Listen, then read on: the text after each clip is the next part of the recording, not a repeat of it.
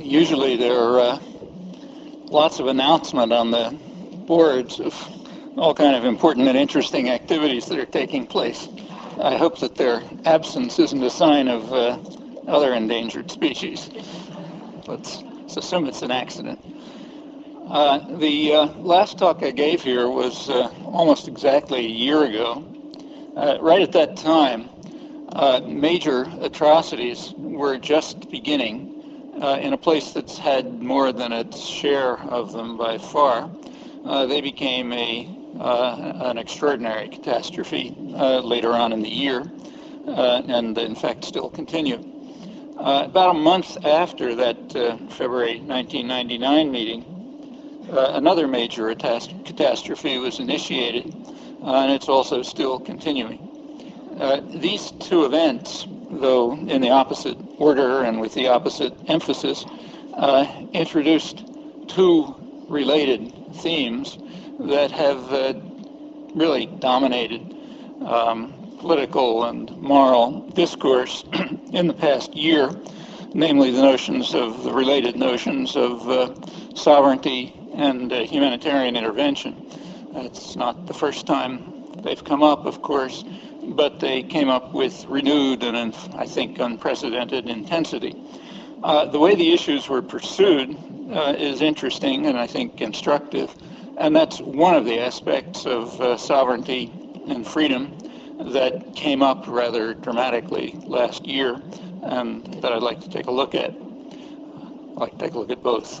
The other I'll get to in a minute. Sovereignty has to do with the right of political entities to be free from external interference. In the past year, that issue, the issue of sovereignty, has arisen in two domains. One's the one I just mentioned, having to do with the right to be free from military intervention.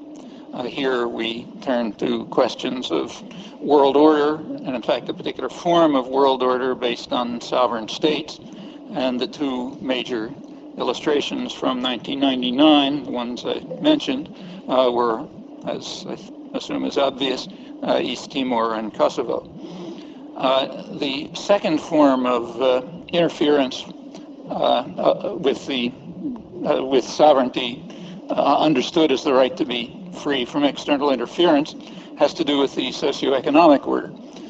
So here we turn to a world order that's dominated by multinational corporations, especially in recent years financial institutions, and a whole institutional structure that's been erected to serve their interests. The World Trade Organization, for example. And these issues were quite dramatically, arose quite dramatically last November in Seattle, and then again in Montreal just a few weeks ago. Domestically, they go on all the time. A current case is the effort of pharmaceutical corporations to block funding of Medicare prescriptions, strongly opposed by the pharmaceutical corporations, because it might open the way to free trade measures and market reliance, to which they're strongly opposed, rather naturally. Well, I want to say a few words about each of these topics and their context and ramifications.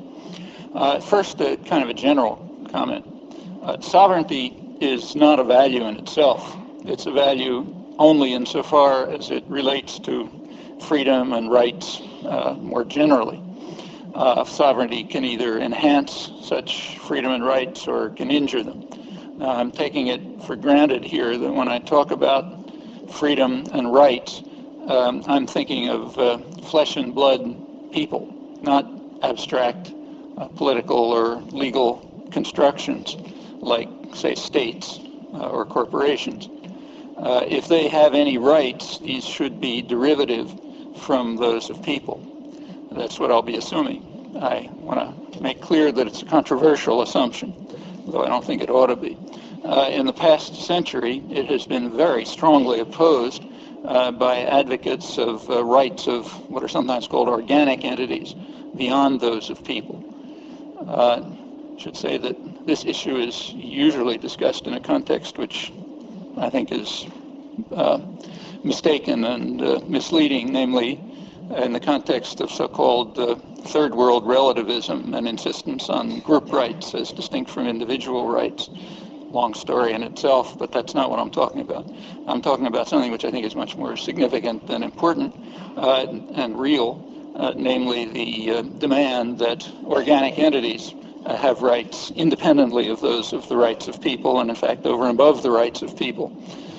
In the past century, the most prominent examples were Bolshevism, fascism, and corporatism. Three forms of tyranny, we should describe them as. The three, in fact, have rather similar intellectual origins in neo-hegelian doctrines of the late 19th century. Interesting topic that really hasn't been explored in much depth as far as I'm aware. Two of these systems have collapsed. The third is very much alive and, in fact, overwhelmingly powerful, so much so that sometimes the international socioeconomic order is described by economists realistically, I think, as a form of corporate mercantilism overwhelmingly controlled by mega corporations tending towards oligopoly, the natural and preferred state, and strategic alliances with one another, administering markets, controlling what's misleadingly called trade, and closely linked to a few powerful states that on which they rely and which they also essentially dominate. Not an unrealistic picture. This picture is also supported by a rather expansive slogan due originally to Maggie Thatcher, namely TINA. There is no alternative. So there's no alternative to a corporate-dominated socioeconomic order. That's kind of a law of nature, something like that. That's the principle. Sometimes all of this is concealed in other kinds of rhetoric, which I think are pretty misleading. So sometimes it's called globalization, which it is, but it's a particular form of globalization. There are many other possible forms. Sometimes it's called neoliberalism, which I think is a highly misleading term. For one thing, because it's not new, it's centuries old. And secondly, it would shock classical liberals if there were any. Sometimes it's called has to do with free trade agreements, which I think is again misleading. The things referred to are not about free trade. In fact, have highly protectionist elements, and they're certainly not agreements, at least if the general population is supposed to be involved in agreements. That's the reason, in fact, why there's every effort made to try to keep them secret, and why when they kind of leak out, they usually get smashed down. The problem was pointed out by the Wall Street Journal a year or two ago. It regards these treaties as what it calls no-brainers, so obvious, but that says that unfortunately the opponents have an ultimate weapon, namely the population just remains stupidly opposed to them, in fact, over most of the world. So they're not agreements, and they're not about free trade. In part they are, but not much. The early stages of this corporatization, the crystallization of this regime, in the early stages, say about a century ago, there was rather frank and open discussion of what it all meant. So in the early phases of what's now called the corporatization of America, conservatives, which is like classical liberals, a breed that no longer exists except for name, but there were conservatives then, and they condemned the rise of corporatization of corporations as what they called a return to feudalism and a form of communism. Similar, and that makes sense on classical liberal grounds. Similar attitudes were expressed on toward the other end of the spectrum, political spectrum, the liberal progressive end. Most notably, I suppose, by John Dewey, who was America's leading social philosopher, and whose work focused on democracy, and who argued that democratic forms have very little substance when, quoting him, the life of the country, that is production, commerce, information, and politics, is ruled by private tyrannies in a system that he called industrial feudalism, a system in which working people are subordinated to managerial control, and the social and political life is subordinated to concentrations of private power. Now, progressive intellectuals rather generally supported this process of corporatization, but often shared the same description. So, for example, Woodrow Wilson, to take a notable case, favored the corporatization process early in the last century. He, however, observed with regret that it creates what he called a very different America from the old, a new America in which small groups of men in control of great corporations wield power and control over the wealth and business opportunity of the country, and most men are servants of corporations which are becoming rivals of government itself, undermining popular sovereignty which was exercised through a democratic political system. Wilson and other progressive intellectuals generally nevertheless agreed with the business community that Tina, there's no alternative, at least no alternative that was acceptable to them. That there was no alternative had become completely apparent after the destructive market failures of the late 19th and early 20th century, which convinced the business world and most progressive intellectuals that markets simply had to be administered. They couldn't be allowed to run free, too destructive. The only question is how would they be administered, and business naturally preferred to do it itself. And also that financial transactions had to be closely regulated. It's the origin of the Federal Reserve System here, and similar arrangements throughout the state capitalist industrial world. Similar questions are very much on the agenda today, but in the international arena. I'll return briefly to some aspects of the concern for freedom and sovereignty there. But first, let me go back to the other aspect, the interstate system, and the question of the use of force in violation of the fundamental norms of world order. Well, first of all, what are those norms? Not trivial. For Europe, and by Europe I mean to include its offshoots in North America and the Pacific, so for what's sometimes called the West, the principle, which goes back a couple hundred years, was supposed to be that sovereign states are to be free from military attack. That's the doctrine. It was hardly observed very scrupulously within Europe in the centuries that followed, but that was the doctrine. The doctrine, however, was nuanced. It held explicitly only for what were called civilized states, and not the world outside of Western civilization. That world had to be conquered for its own good. That's what we now call humanitarian intervention. It's not only a right, but it's a duty of the civilized states to undertake this task.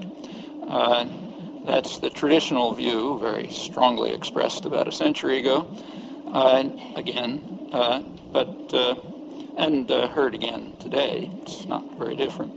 I should mention that these issues are viewed rather differently among the conquerors and among the victims. So in the West, the standard reaction to all of this is that it's unimportant, boring, old hat, that's ancient history, we've changed course, something which happens every few years if you look at the record.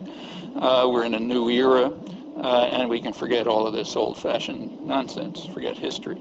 That's the view among the conquerors, commonly, standardly, in fact. Among the victims, it looks a little bit different. They're not much reported in the West, but you can find out what they say if you make some efforts. They look at the new era and they see the old era. That is, they see something very familiar. The same institutions, the same culture, the same self-aggrandizement, and therefore they consider history quite relevant. The view, again, is dismissed here, often dismissed with considerable ridicule, which is kind of understandable when you consider what history reveals.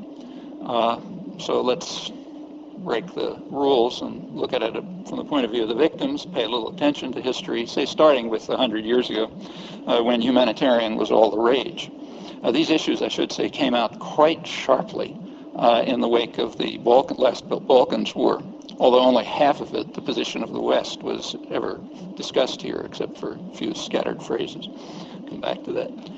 Well, about 100 years ago, again, humanitarian intervention, all the rage, particularly in the United States. The United States was just then entering into the role of becoming a global power.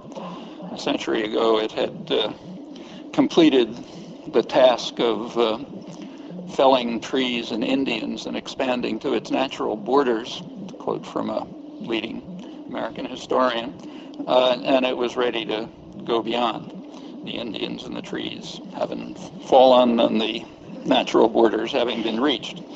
The first exercise was in Cuba, again, which has remained a lively issue for 100 years. In Cuba, the United States intervened in 1898 to try to successfully intervene to prevent the population of Cuba from liberating themselves from Spain. It's not the way it's described here, but it's true. That intervention was accompanied by a huge flood of self-adulation by Theodore Roosevelt, Woodrow Wilson, Kinley, leading humanist intellectuals generally, and the usual chorus. The intervention was undertaken, to quote some standard observations, in the interests of civilization, humanity, and liberty, in obedience to the dictates of humanity, in fulfillment of high public and moral obligations in the name of humanity and civilization. A century later, the same rhetoric resounds with about as much plausibility. The same stance was taken right afterwards, in fact, immediately, when the U.S. again took up arms, this time to liberate the Filipinos. Performing a great act of humanity, the president proclaimed, to, again, general applause. He recognized, and it was kind of hard to miss, that the Filipinos were not exactly greeting this with enthusiasm. They hadn't consented. In fact, about 500,000 of them had to be slaughtered to gain their consent. But that didn't matter because, as the president observed, we're obeying a higher moral obligation which rested on us and which did not require anybody's consent. We are doing our duty by them.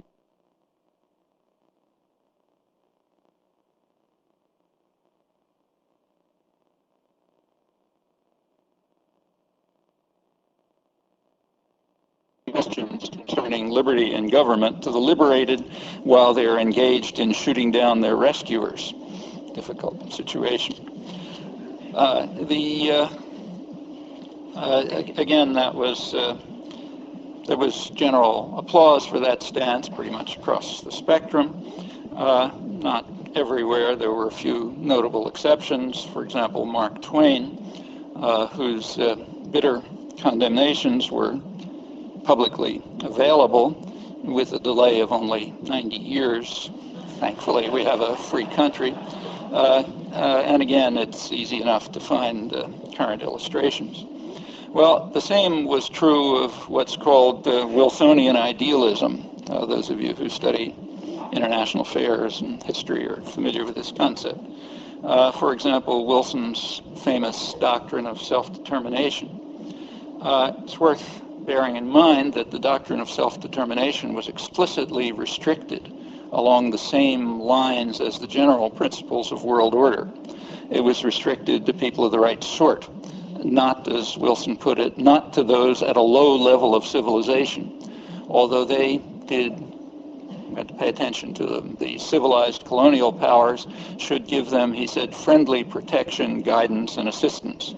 Wilson's 14 points did not call for self-determination and national independence generally, but rather held only that in questions of sovereignty, still quoting, the interests of the populations concerned must have equal weight with the equitable claims of the government whose title is to be determined, that is, the colonial ruler. As one contemporary Wilson scholar puts it accurately, the interests of the populations would be ascertained by the advanced nations who comprehended the needs and welfare of the less advanced nations. He's analyzing the actual import of Wilsonian idealism.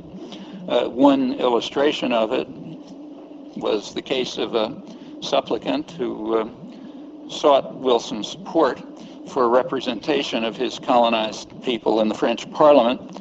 He was chased away unceremoniously with the appeal undelivered.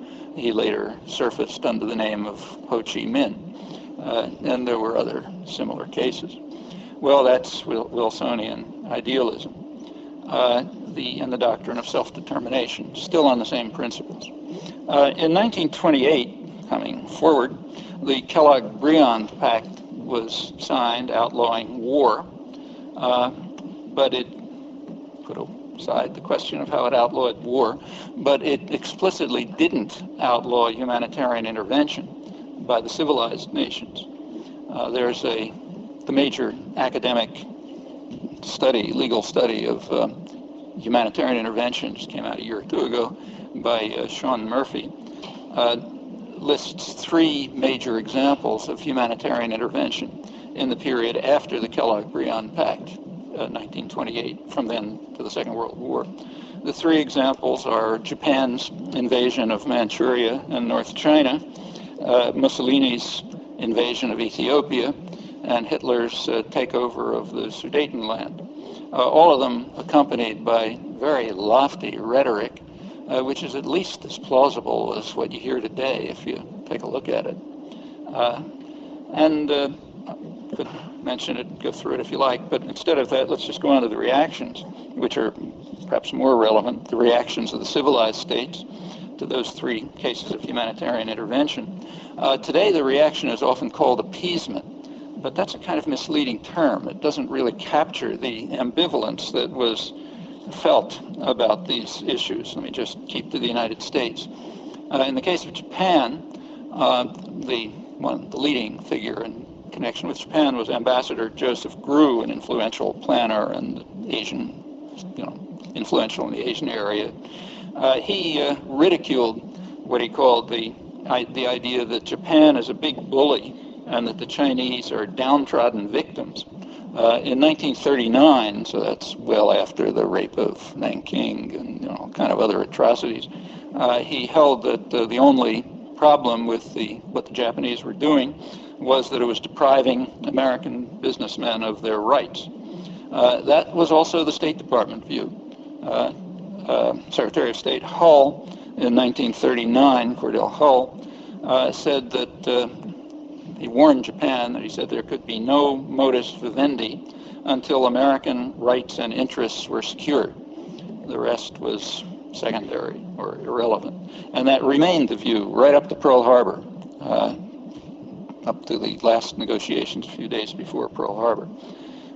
With regard to Mussolini's conquest of Abyssinia, Ethiopia, the support was a little more extreme.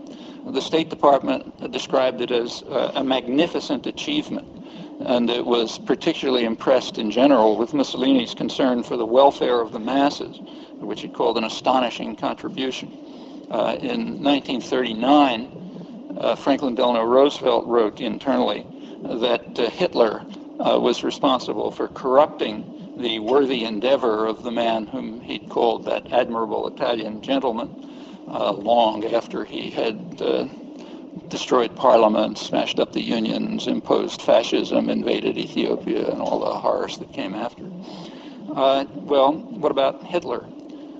When Hitler took over the Sudetenland in order to overcome ethnic conflict and grant all the peoples their rights, even had been invited in by the president of Slovakia, who wanted, all legitimate. The U.S. reaction was again ambivalent. A. Burley, who was one of Roosevelt's leading advisors, said internally, it's all public now, that the reconstruction of the Austrian Empire under Germany is probably necessary and not alarming. The State Department in 1937, again internally, continued with its earlier view that Hitler was a moderate who was standing between the extremes of right and left, and 1937 that he must succeed, or else the masses, now joined by the disillusioned middle classes, might turn to the left. Remember, there's no concern about Russian aggression. We're talking about 1937. Talking about internal affairs of Germany. Well, very little has changed since, actually. To take a case that's relevant to the major atrocity of the past year, at least among those that reached threshold, namely East Timor. East Timor was invaded by President Suharto of Indonesia in 1975 with U.S. aid, proceeded to kill off about a quarter or so of the population, all with extensive U.S. aid and support, and he was very warmly regarded. He was our kind of guy, as the Clinton administration described him in October 1995, when he was welcomed royally in Washington.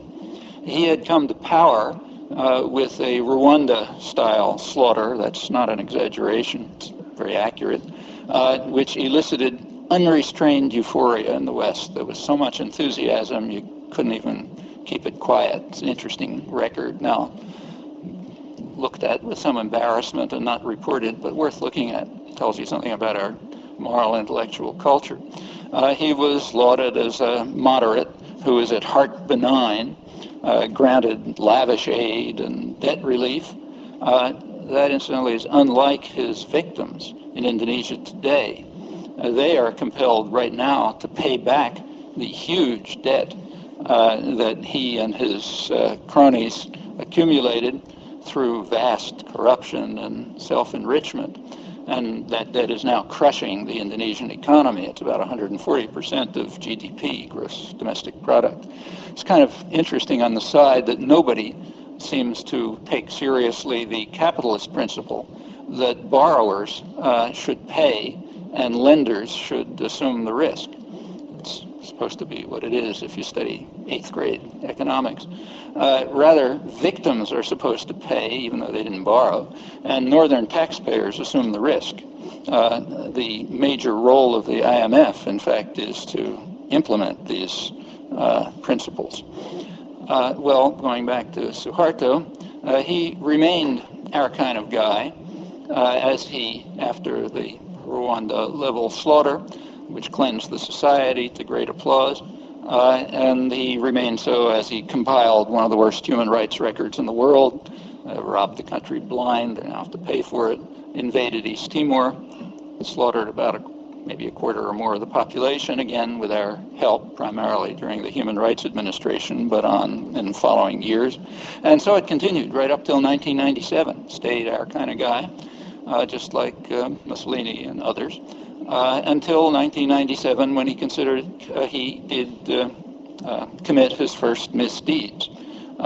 Two, in fact. One was that he lost control after the huge market failures in East and Southeast Asia. And secondly, he was dragging his feet on IMF demands for extremely harsh structural adjustment measures, which would have been, and if I hadn't been mitigated, it would have been terrible for the population. They were bad enough.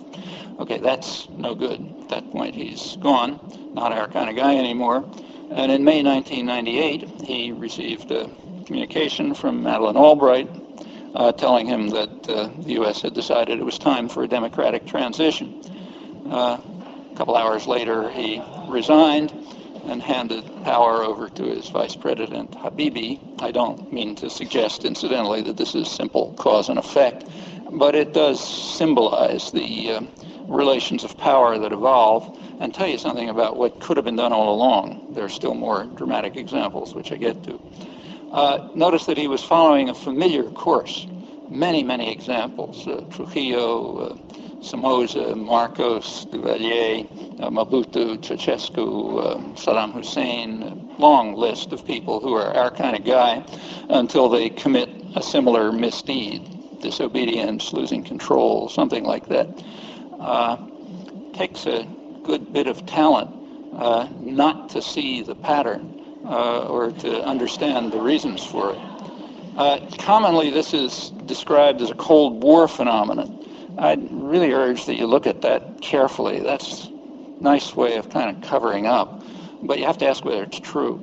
In fact, if you look closely, I think not very closely even, you find that the complicated interactions among the United States and Russia and China were, of course, always in the background, but they rarely had much to do with what was going on.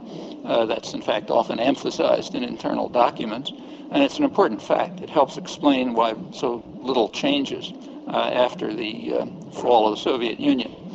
Well, going back to the principles of world order, we got as far as the Kellogg-Briand Pact.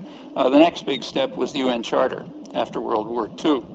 That formalized the principle that state sovereignty is protected from the threat or use of force, but now for the first time it extended it. It extended it to the colonies as well, which were becoming independent.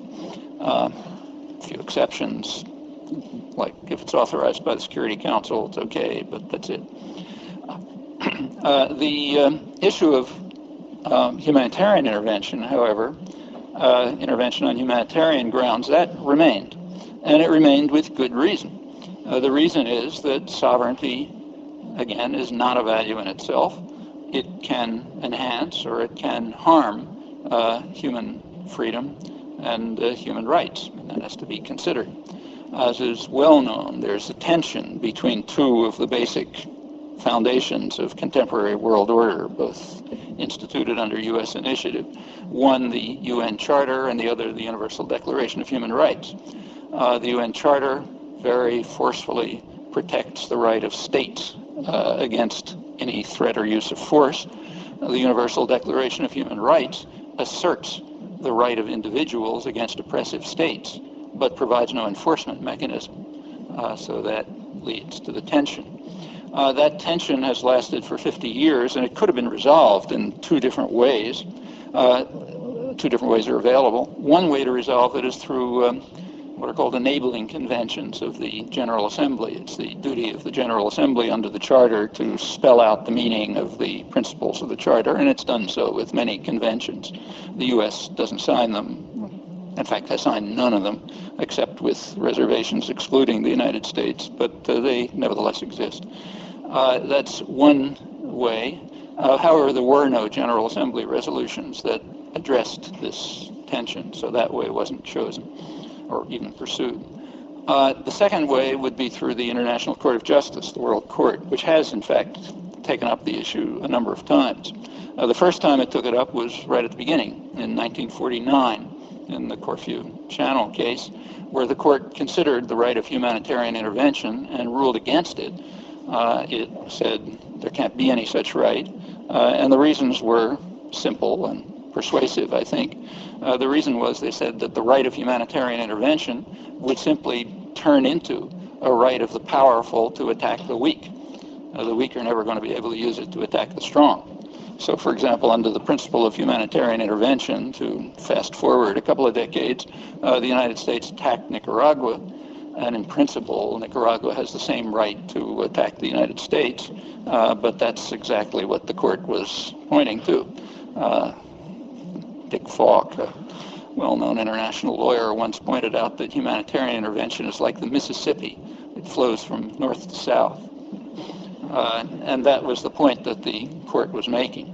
The alleged right of humanitarian intervention, it said, will quickly become just old-fashioned colonialism, the right of the powerful to do as they like. Well, the court took the issue up again in the case of Nicaragua and the United States, in fact. In 1985, Nicaragua brought to the court charges against the United States for aggression and terrorism.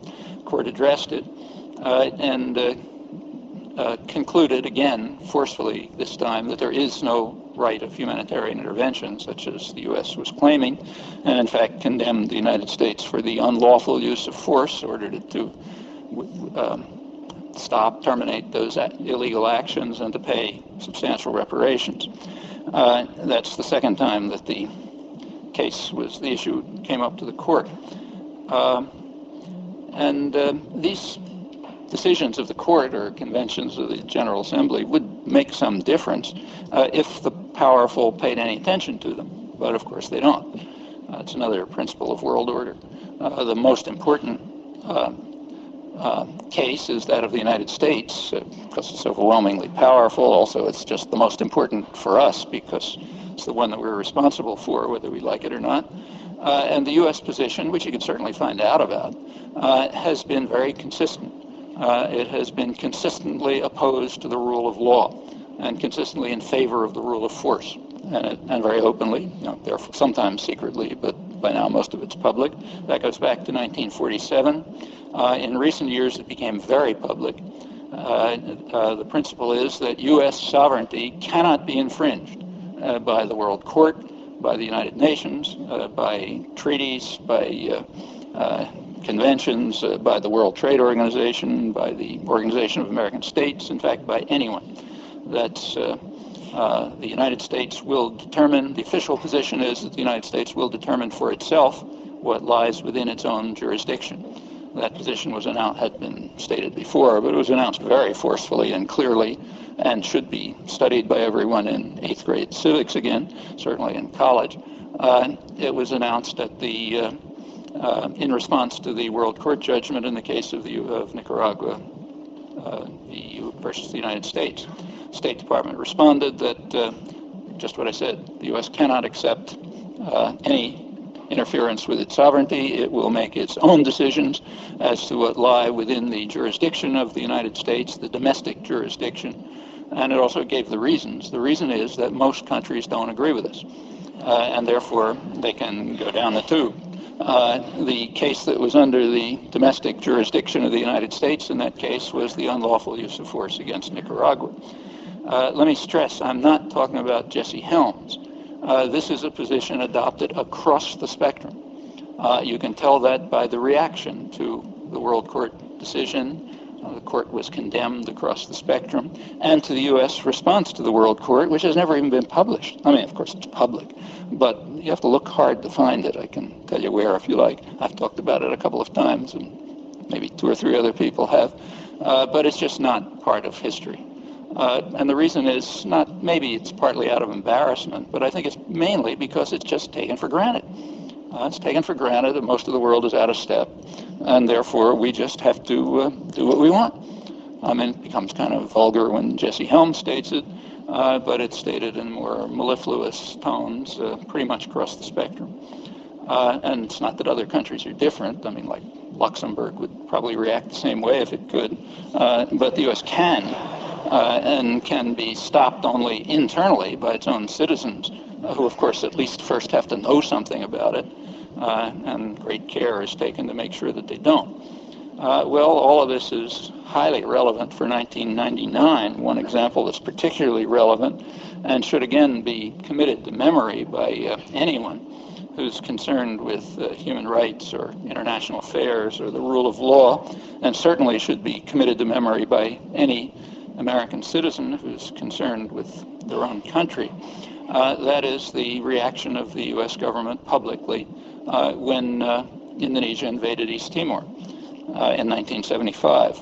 Well, the Security Council did vote, and the U.S. agreed. It was, reluctantly agreed, but it went along. There was a unanimous vote of the Security Council ordering Indonesia to withdraw immediately and unconditionally. But nothing happened. And the reason why nothing happened was explained a couple of years later in his memoirs by UN Ambassador Daniel Patrick Moynihan, who's a highly respected advocate of international law and all wonderful things. He explained in his public memoirs, more than 20 years ago, that the United States wanted things to turn out as they did, and the State Department assigned him the responsibility of rendering the United Nations utterly ineffective in anything it might do, and he carried that out with considerable success, he says. He also describes the success. He says within the next few weeks about 60,000 people were killed, and then he says apparently the Indonesian invasion was successful because it disappeared from the media, which is true, but didn't disappear from the world.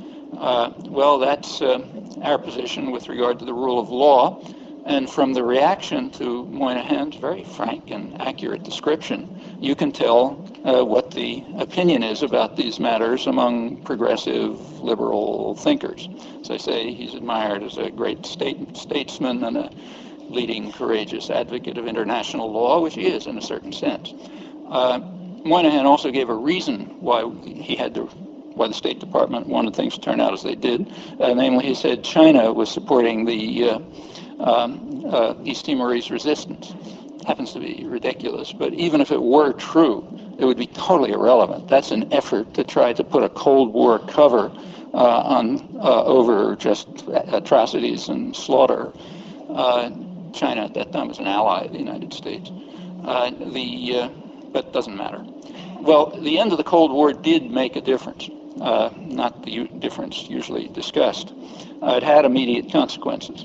One immediate consequence of the end of the Cold War was that non-alignment disappeared for a simple reason. If the world is run by two gangsters, one big one and one smaller one, then there's a little space in between. You know, you kind of play the interests of one against the other. When the smaller gangster disappears, that's gone. And in fact, if you notice, the non-aligned movement has disappeared. I mean, it still has meetings, but nobody even bothers to mention them. A second effect was that it became possible to disregard almost entirely the interests of the so-called South. And that's happened too. There's been one index of it is the very sharp decline in foreign aid. It's always small. Now it's almost not, in the United States it's non-existent. In other countries it's also declined. A third effect, and that's relevant here, is that with the Soviet deterrent gone, there's much more easy resort to the use of force now under the traditional guise of humanitarian intervention. There's an illuminating record of the past 10 years. I'll skip it lack of time. So let's move on to 1999, right after the last meeting of this forum, which I attended at least. From the end of March 1999 until about mid or late summer, we were back to the days of McKinley and Theodore Roosevelt and others. It's striking, incidentally, that Theodore Roosevelt was actually regularly publicly invoked as a kind of a model, which is rather astonishing if you look at his actual record. It's kind of a tribute to what can be achieved by efficient doctrinal management. If you don't know his record, you ought to. There's a reason why Hitler admired him. The doctrine was revived in 1999 after March in order to justify the NATO bombing of Yugoslavia, the Federal Republic of Yugoslavia. And it was revived in very familiar terms. I'll read you a couple of the examples. What Tony Blair, the British Prime Minister, called the new interventionism was described as a new and glorious era in world affairs. The United States is at the height of its glory, as Boston University historian David Fromkin put it. With us at the height of our glory, the enlightened states will use force where they believe it to be just, discarding the restrictive old rules and obeying modern notions of justice that they fashion. The crisis in Kosovo illustrates America's new willingness to do what it thinks right, international law notwithstanding. I happen to be quoting from the left end of the spectrum, incidentally, in the lead article in Foreign Affairs. And also international opinion notwithstanding. Though it was barely reported here, outside the West, the bombing was very widely condemned. It was condemned on Corfu Channel grounds, on the grounds of the 1949 World Court decision. So, for example, a prominent Israeli, this is true even in client states, so I'll pick that as an example. In Israel, one of the most prominent commentators on military and strategic affairs, intelligence background, all that, he captured the general mood around the world. He described the enlightened states as a danger to the world, He said their new rules of the game are a reversion to the colonial era, with the resort to force cloaked in moralistic righteousness as the rich and powerful do what seems to them to be justified. He also predicted the proliferation of weapons of mass destruction and new strategic alliances simply for self-defense. And if you've noticed, that's been happening. Well, here the picture was again quite different. Perhaps it was captured most clearly by New York Times analyst Michael Wines. He said, Americans flush with victory over communism and inhumanity think ever more reflexively that their values are the world's. But they're wrong, he said. They must come to learn the deeply sobering lesson that there's a deep ideological divide between an idealistic new world bent on ending inhumanity and an old world equally fatalistic about unending conflict.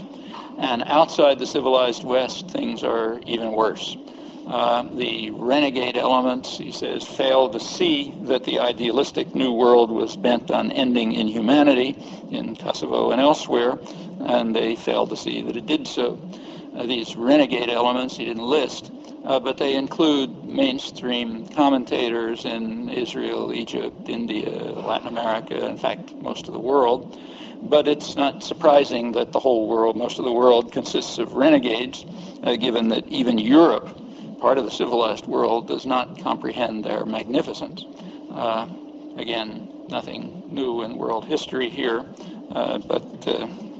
and if people care, it's not all boring old stuff. You can learn something from it. Well, in order to justify the new interventionism, it's necessary to demonstrate one or the other of two things. One thing, you could justify it by showing that it was motivated by concern over ethnic cleansing and other atrocities. Or you could show, well, it wasn't motivated by those concerns, but it had the effect of overcoming them. One or the other would be a justification. Well, what about the first? It was motivated by those concerns. There it's not necessary to give an argument because it's an axiom, so it need not be discussed. And if you look at the vast literature on the topic, you'll notice it's not discussed. It's axiomatic, so we don't have to bother with it. The second point takes a little fancy footwork. It's illustrated nicely in the major opinion piece in the New York Times last Sunday by one of the leading advocates of humanitarian intervention, Michael Ignatieff. He recognized that although it's a great thing, sometimes it doesn't work. And he said, even in Kosovo, where decisive force was used, airstrikes failed to stop the massacres and deportation of civilians. Well, that's not exactly the story. The airstrikes did not fail to stop the massacres and the deportation of civilians. Rather, uncontroversially, they instigated the massacres and the deportation of civilians, and uncontroversially, that was exactly as indicated. That's the standard rendition. The order of events has simply routinely been reversed. Routinely. I mean, I've picked up hundreds of examples. It's a reflex by now. Fact is, before the airstrikes, we now have a huge amount of documentation about this. Before the airstrikes, Kosovo was an ugly place, like a lot of the world, but NATO and the State Department and the European observers who on the ground, who were, as they point out, unimpeded, and other unimpeachable sources, were unaware of any increase in the level of violence or of deportations. They were unaware totally. The last reporting period for the UNHCR, the UN High Commissioner for Refugees, the international agency in charge of refugees, and they were all over, like the Red Cross and the Monitors and others. This was very well reported. Their last reporting period covered the final 2 months before the bombing, January 20th up to the bombing, and they recorded, they say, more than 65 violent deaths on all sides, Serbs and Albanians, rather well distributed, in fact, and also a number of abductions, almost all attributed to the KLA, the Kosovo Liberation Army, the Albanians. They also described what they call the regular cycle. The regular cycle was attacks against Serb police and civilians by the KLA, followed by a disproportionate Serb response, and then more guerrilla attacks from bases in Albania. There is, again, a rich documentary record available if you want to look, and it's highly consistent. I've been through it. Furthermore, it was anticipated that the bombing would lead to a sharp escalation of atrocities, primarily in areas of KLA activity and likely invasion routes. And again, the detailed record shows that that's exactly what happened. Furthermore, the NATO commander, General Clark, told the press that he had never been, that as far as he knew, there was never any intention of the political leadership, certainly if there was, it never got to him, to have anything to do with ethnic cleansing. He said it was never the intention of the political leadership to deter ethnic cleansing. In fact, it couldn't have been because most had followed the bombing. He also pointed out, just when the bombing began, that it was predictable that the bombing would stimulate atrocities and ethnic cleansing, indeed as it did. Furthermore, while the U.S. and Britain were planning the bombing several months before, they were also defunding the UNHCR, the agency responsible for taking care of refugees. It had to cut its staff quite sharply in January 1999. Now the agency is criticized for its failure to respond appropriately to the anticipated refugee flow. It's true, it couldn't respond very well. It would have responded better if it hadn't been defunded by the United States. That's really pressing cynicism to unusual limits. Finally, if we really have entered a glorious new era, then it's necessary to explain the fact that at the very same time, the self-anointed enlightened states were actively contributing to escalating atrocities that were comparable or worse. They were not looking away, as the apologists for state violence like to say. They were looking right there and acting to escalate them right within NATO and elsewhere. It takes, again, a good bit of talent to miss this. I'll give you some examples if you like, but let's just turn to the one that I mentioned at the outset, the second major atrocity of 1999, which was building up right at that time, same time, East Timor. Another test of the doctrines of sovereignty and justice that are being forged by the enlightened states. Well, I mentioned that in May 1998,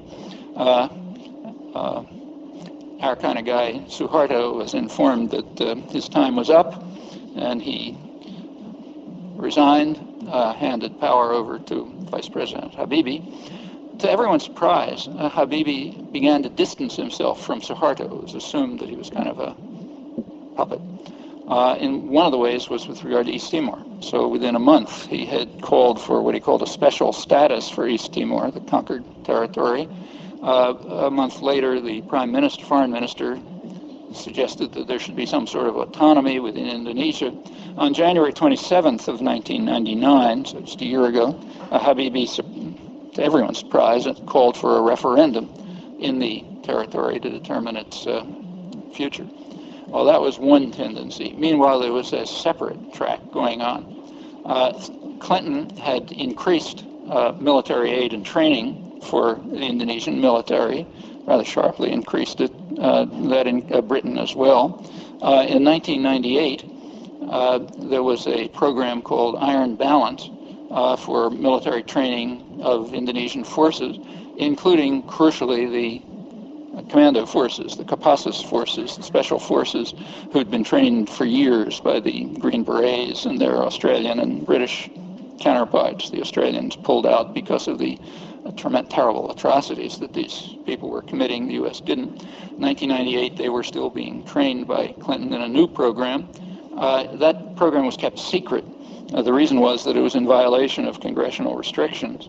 It was reported very prominently reported in England, Canada, international wire services, and so on, not reported in the United States. In November 1998, the Kopassus units began to infiltrate into East Timor, hundreds of newly trained special forces units, incidentally given training in counterinsurgency, exactly the things they needed to use in the year that followed and did. Shortly after, in fact, right at about the time of my talk here last year, Operation Clean Sweep was initiated in February, with atrocities beginning. Also in November 1998, Indonesia brought in about 5,000 other new recruits. All of them, they and the Special Forces units, the Capacus units, kind of blended into the East Timorese environment, like took off their uniforms and that sort of thing. They're the core of what were called the militias, the paramilitaries later on. By April of 1999, the atrocities had become quite extreme. One of the best reported ones outside the United States was a massacre in a church in Liquisa, where about maybe 60 people were murdered. They took refuge in the church by the army and its paramilitaries. Shortly after that, Pacific Commander Admiral Blair visited the chief of the Indonesian Army, General Wiranto, and assured him that our U.S. support would continue. By early August, the church, which has been quite reliable in the past, estimated that 3,000 to 5,000 people had already been killed that year alone. The leading Indonesia historian, East Timor historian, John Taylor, of British historian, estimates that by August 30th, the date of the referendum, about 5,000 to 6,000 had been killed in 1999 alone, a couple 100,000 before that. Notice that if the church figures are accurate, the 3,000 to 5,000, that would be about twice the level of Kosovo in the year prior to the NATO bombing. Of course, it went up after the bombing, as expected. U.S. training exercises continued. The last one announced by the Pentagon, though not publicly reported, it was public, but it wasn't reported, ended on August 25th, 1999, 5 days before the referendum. That was training in human rights and other things. The British were the same. The British have something called, the Labour Party has a thing called the ethical foreign policy, which you've probably read about. One part of the ethical foreign policy was sending Hawk jets to Indonesia. They were very useful ever since 1968, 78 in massacring, intimidating civilians. And more were sent in 1999. In fact, they continued to be sent up until September 23rd, 2 weeks after the European Union had declared an embargo, 3 days after the UN, basically Australian forces had entered. That's the ethical foreign policy.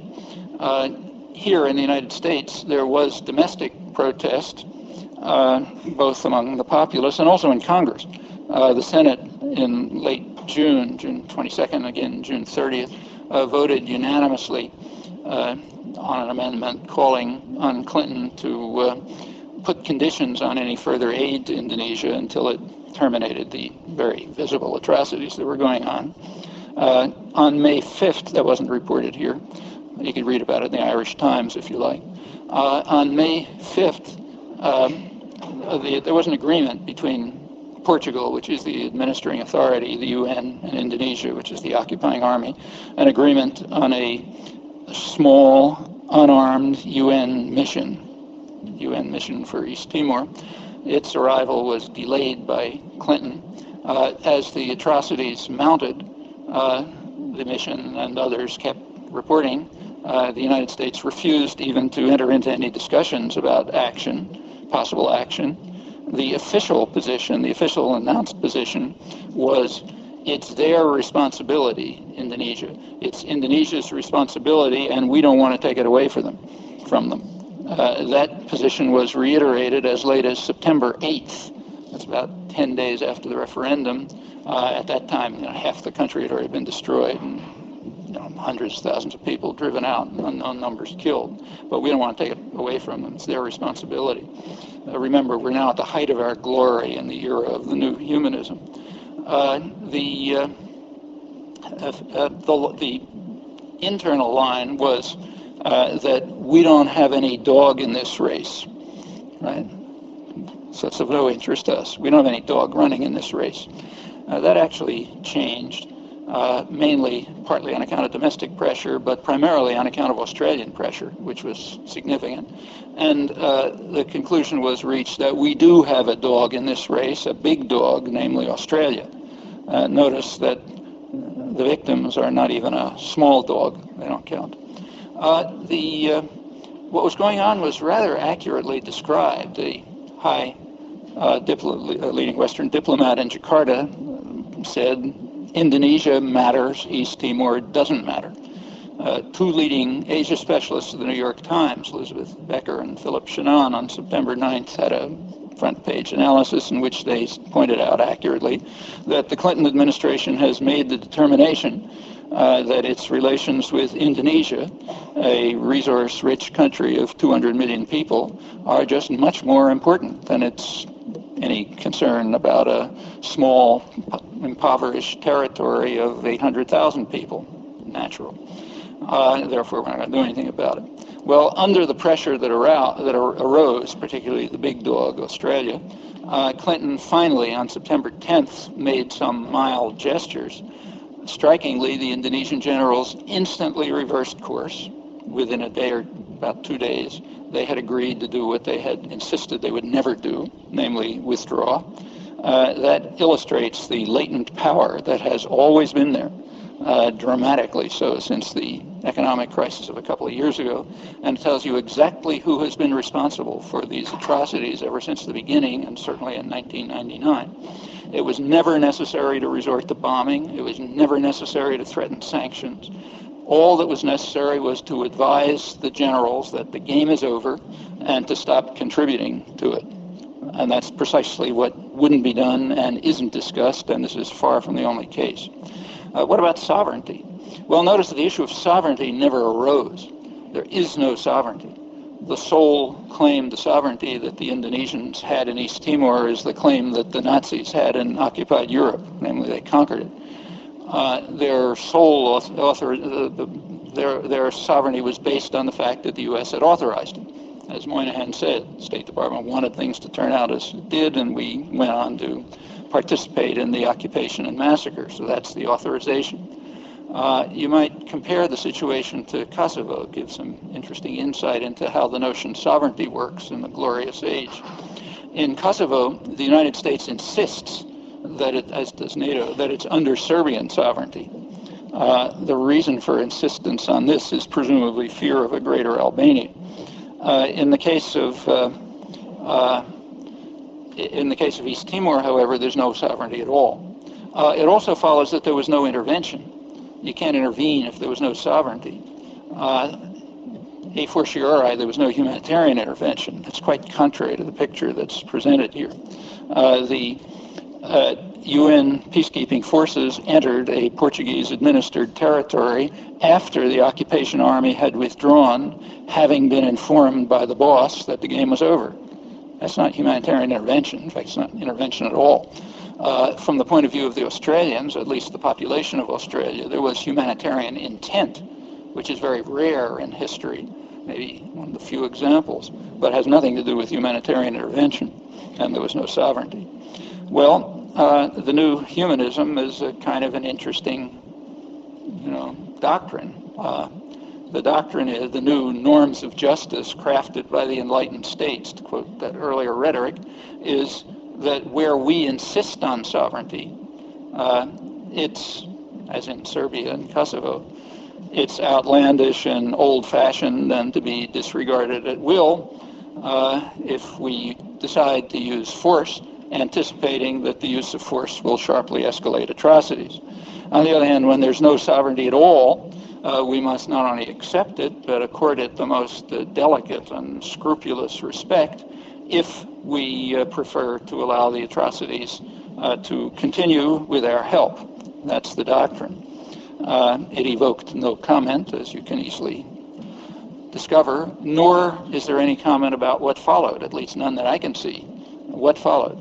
Well, about half the population had been driven to the hills where they were mostly starving to death. There were no airdrops from the U.S. Air Force, which is capable of pinpoint bombing of civilian targets in Belgrade and Pančevo and so on, but apparently is incapable of dropping food to people starving in the hills where they have been driven by U.S. trained and armed forces, nor was there any comment about that. A couple 100,000 were driven to concentration camps in West Timor, that's Indonesia, and to other parts of Indonesia where nobody knows because nobody's looking. In West Timor, where at least they're looking, there are still about 150,000 living in miserable conditions, lots of people dying in concentration camps under Indonesian military control. The U.S. could easily get them out, drop of a hat. Doesn't make a move. Occasionally there's a little rhetoric, but nothing else happens, and nobody talks about that either.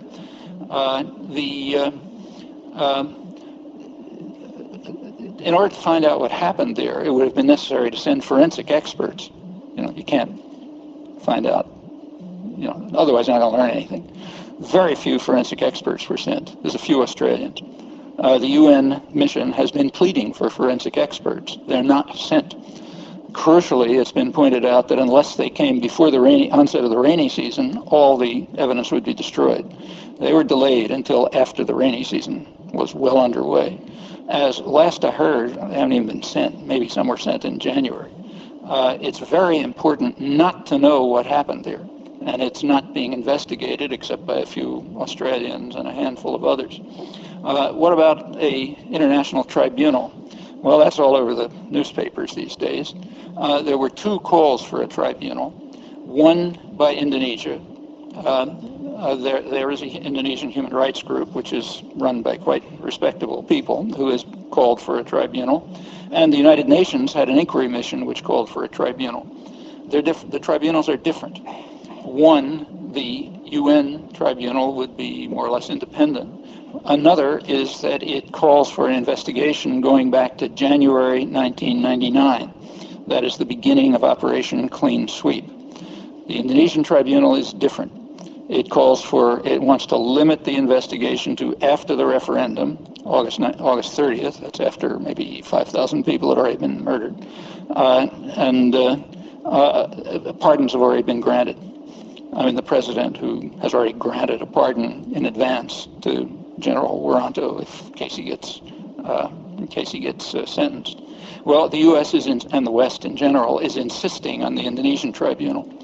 If you read the press, you'll notice that nothing is discussed about the UN tribunal. Kofi Annan, the Secretary General, agrees, whether in his own initiative or Western pressure, I don't know. And that's very important. It's important that there not be an independent tribunal, because you never know if it's going to be able to cut off the chain of responsibility at just the right point, short of Western responsibility.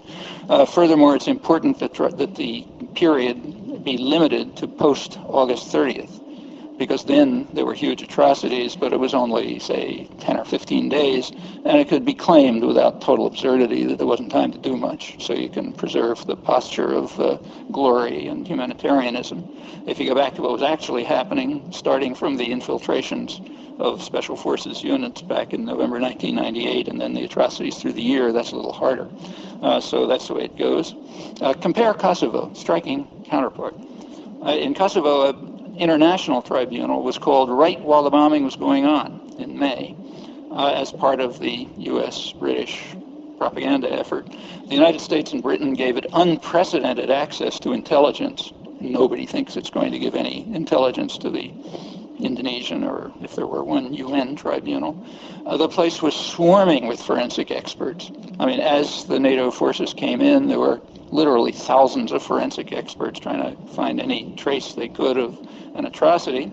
And the reason was frankly described in the press, quote, the reason was that proving the scale of the atrocities, of the crimes, is important to NATO politically, to show why 78 days of airstrikes against Serbian forces and infrastructure were necessary. Well, actually, the logic is kind of interesting. The logic is that crimes that were, the crimes, if they're found, provide justification for the bombing of which the crimes were the anticipated consequence. That's kind of an intriguing logic, but that's accepted universally. Nobody questions that.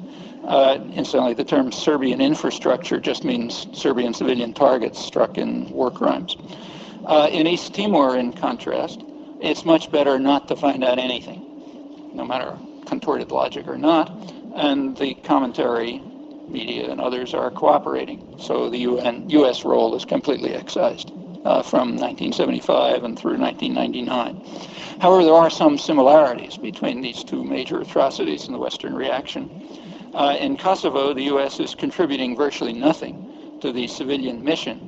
And in East Timor, it's contributing virtually nothing to the civilian mission, and furthermore calling for a reduction in the size of the small UN mission that was sent there. So there are some similarities.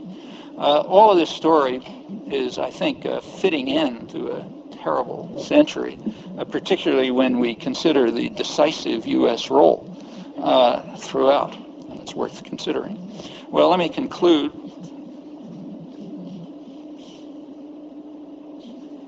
Lost track. Can I go on a little longer? Yeah. I lost my watch is off, unfortunately for you. Well, conclude in the case of interstate in the interstate arena. Sovereignty is an extremely complicated notion, it turns out. The U.S. insists on its own sovereignty with no qualifications, no interference from the World Court, the United Nations, treaties, anything. It insists on the non-existing sovereignty of its murderous clients. It insists on the sovereignty of Serbia over Kosovo for its own reasons, but that sovereignty can be freely violated, as can anyone else's when you like. That kind of looks complicated, but from another point of view, it's really quite simple. It works by a very simple principle, namely the principle described by the World Court in 1949 in the Corfu Channel case, namely the powerful and privileged do what they like. And it's the task of the educated classes, folks like us, to be cheerleaders, to declare passionately that it is all right and just, indeed even glorious. Nothing novel here or unique to the United States. These are about as close to historical laws as a complicated world allows. Well, the same principles apply, I'll be briefer here, to the second major issue concerning sovereignty that arose in the past year. Very important one, but quite different. This has to do with sovereign rights in the face of unaccountable private power. Here, the official position is that sovereignty must be ceded. Popular sovereignty must be ceded to unaccountable private power. In contrast, it must be defended scrupulously against the World Court, the Security Council, or whatever. That means that democratic rights have to be reduced in favor of the rights of investors and corporations generally. A rather dramatic example of this, and an illuminating one, in the Biosafety Treaty that was just signed in Montreal a couple of weeks ago. That was a compromise. It was reached, I'll quote the New York Times, impeccable source, it was reached after intense negotiations that often pitted the United States against almost everyone else. The basic issue was what is called the precautionary principle. Here's the chief negotiator of the European Union. He said, countries must have the freedom, the sovereign right, to take precautionary measures with regard to genetically altered seed, microbes, animals, crops that they fear might be harmful. Now, the U.S. opposed that. It insisted on the World Trade Organization rules, which state, I'm quoting, that an import can be banned only on the basis of scientific evidence. Okay, let's just see what's going on. Let's kind of personalize it. Suppose that the biology department sends a representative in here and says, look, I want you people are going to be experimental subjects in an invasive experiment that I'm going to carry out. I'm going to stick electrodes in your brain or something or other. Suppose you say, well, look, I don't want to be. And they come back and say, I'm sorry, the law says you have to be, unless you have scientific evidence that it's going to harm you. Okay? This is the principle of, in the international arena, it's the principle of producer sovereignty. Producers do what they like. Chemical companies put whatever they want into the environment. That's producer sovereignty, not what you're taught in civics courses about consumer sovereignty. And in this case, the principles of the World Trade Organization simply universalize it. You have to be an experimental subject. There's nothing you can do about it. Nobody can provide scientific proof that these things are going to harm them. In fact, nobody knows one way or another. It's a huge experiment. As any competent biologist will tell you. But if Europe or the rest of the world decides they don't want to be experimental subjects, that's wrong. Because there's a overwhelming requirement, an overwhelming value, which is called trade, but has nothing to do with trade. It has to do with the right of investors to do what they want. And if they want you to be an experimental subject, you'll be one, unless you can provide scientific evidence, which will be evaluated by a secret trade panel run by business specialists. That's underworld court rules. Let's be clear about the fact that there is absolutely no issue of principle here. If you look at the countries that were divided on the Biosafety Protocol, there was what's called the Miami Group, the United States, Canada, a couple others, sometimes went along, then there's everybody else. By the sheer, of course they were all talking about high principle, but by accident it happens that correlates exactly with who's going to profit from it. And I suppose that's an accident. Similarly, in the 1950s, the United States insisted that the predecessor of the World Trade Organization, GATT, exclude agricultural and dairy products. And in the 1990s, it insists that it include them. Have the principles changed? No. The role of agribusiness and its dominance has changed. And the same is true on issue after issue, where the U.S. insists on highly protectionist principles like protecting very strong patent rights to ensure that publicly subsidized corporations control the technology of the future and indeed cut down development, because this is not only protectionist but also anti-growth. Yeah, that's a holy principle under trade. And in fact, you can kind of predict what's going to be a holy principle by looking at the very simple question of who's going to profit. It works remarkably well. Another thing you're not supposed to notice. Well, again, the sovereign democratic rights of others just have to go. In this case, their right not to be experimental subjects if they don't want to be, when U.S.-based corporations can profit by that. As I said, there was a compromise, and see how it comes out. We have a lot to do with how it comes out, incidentally. It doesn't just happen by natural laws.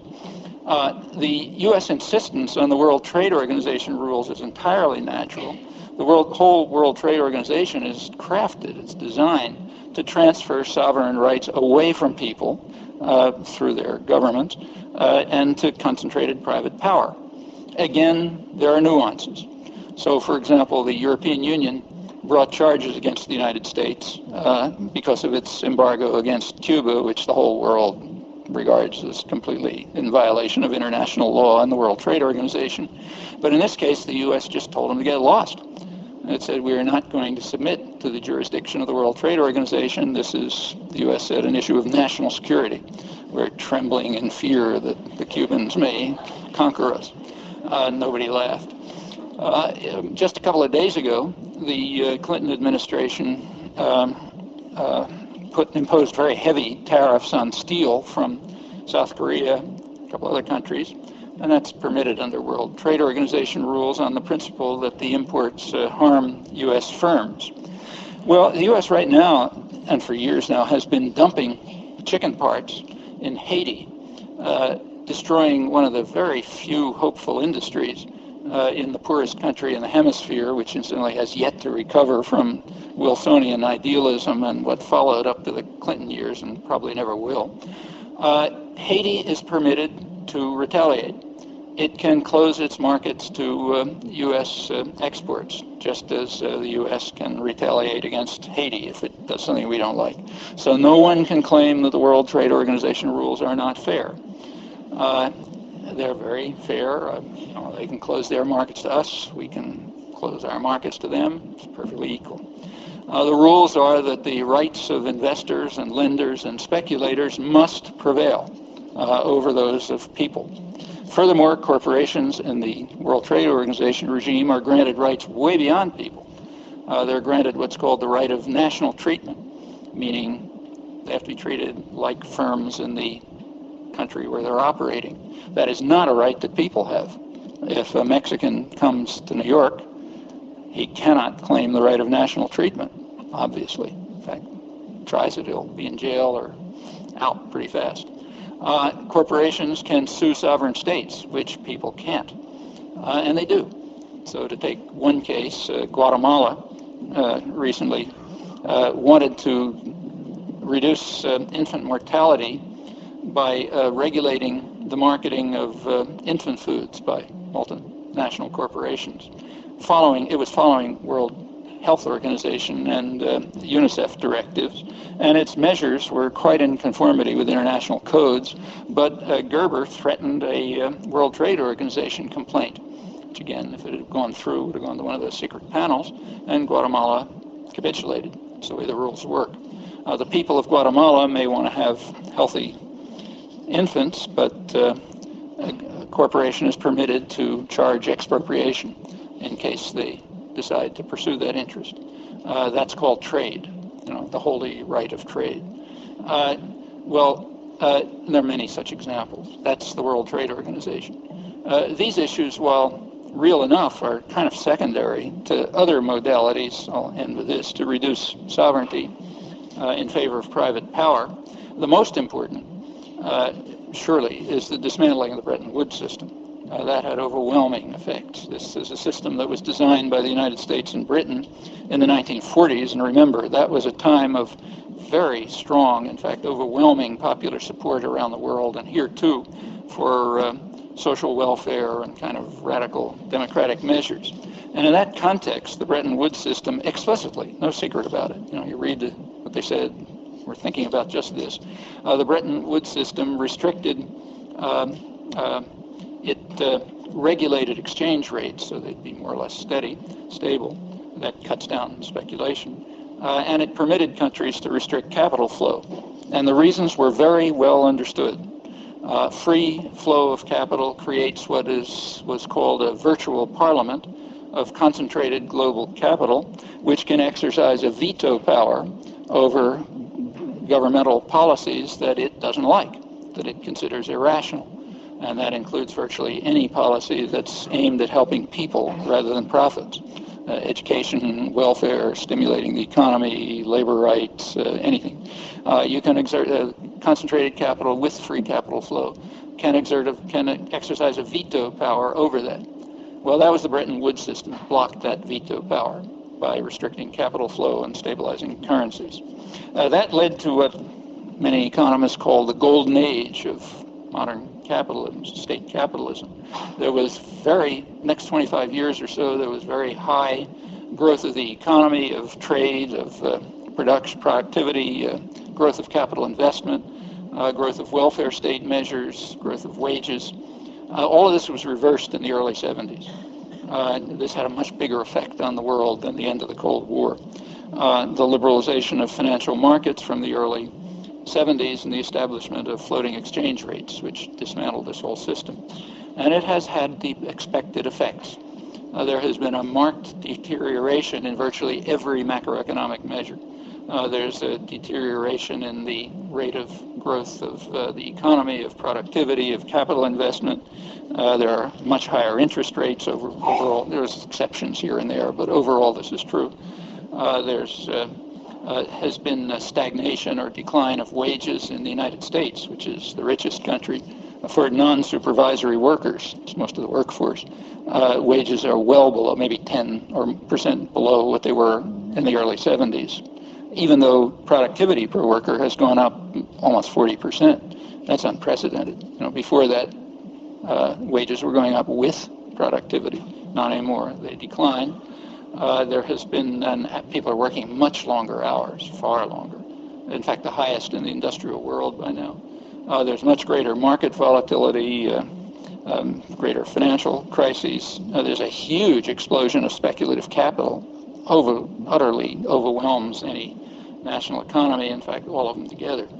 And in fact, much greater veto power in the hands of the virtual parliament, which you see. You see the effects. You see the effects in the decline of social health, all over the world, including the industrial world, the rich countries. And also a significant decline in democracy. That's the point, to restrict the options for popular sovereignty while increasing the power of the virtual parliament, by now mostly financial institutions. It's a concentrated attack on sovereignty under the principle that, there is no alternative. Here, sovereignty means democracy and human rights. It's not like the other issue. It's felt in the rich countries. It's very serious in many of the poorer countries. Well, contrary to self-serving pretense, The claim that there is no alternative is total nonsense, and anybody who thinks about it should be able to realize that. These are not natural laws. They're particular ways of organizing society. You have different ways. The socioeconomic order can be designed differently. The decisions made within the institutions can be modified or reversed. The institutions can be dismantled if that's appropriate. That's been going on all through history. In fact, that's why we have some kind of progress in history. There's no reason why it should stop. The decisions, as always, are, especially in the rich countries, in the rich and privileged countries, the decisions are wide open. Thanks for your report.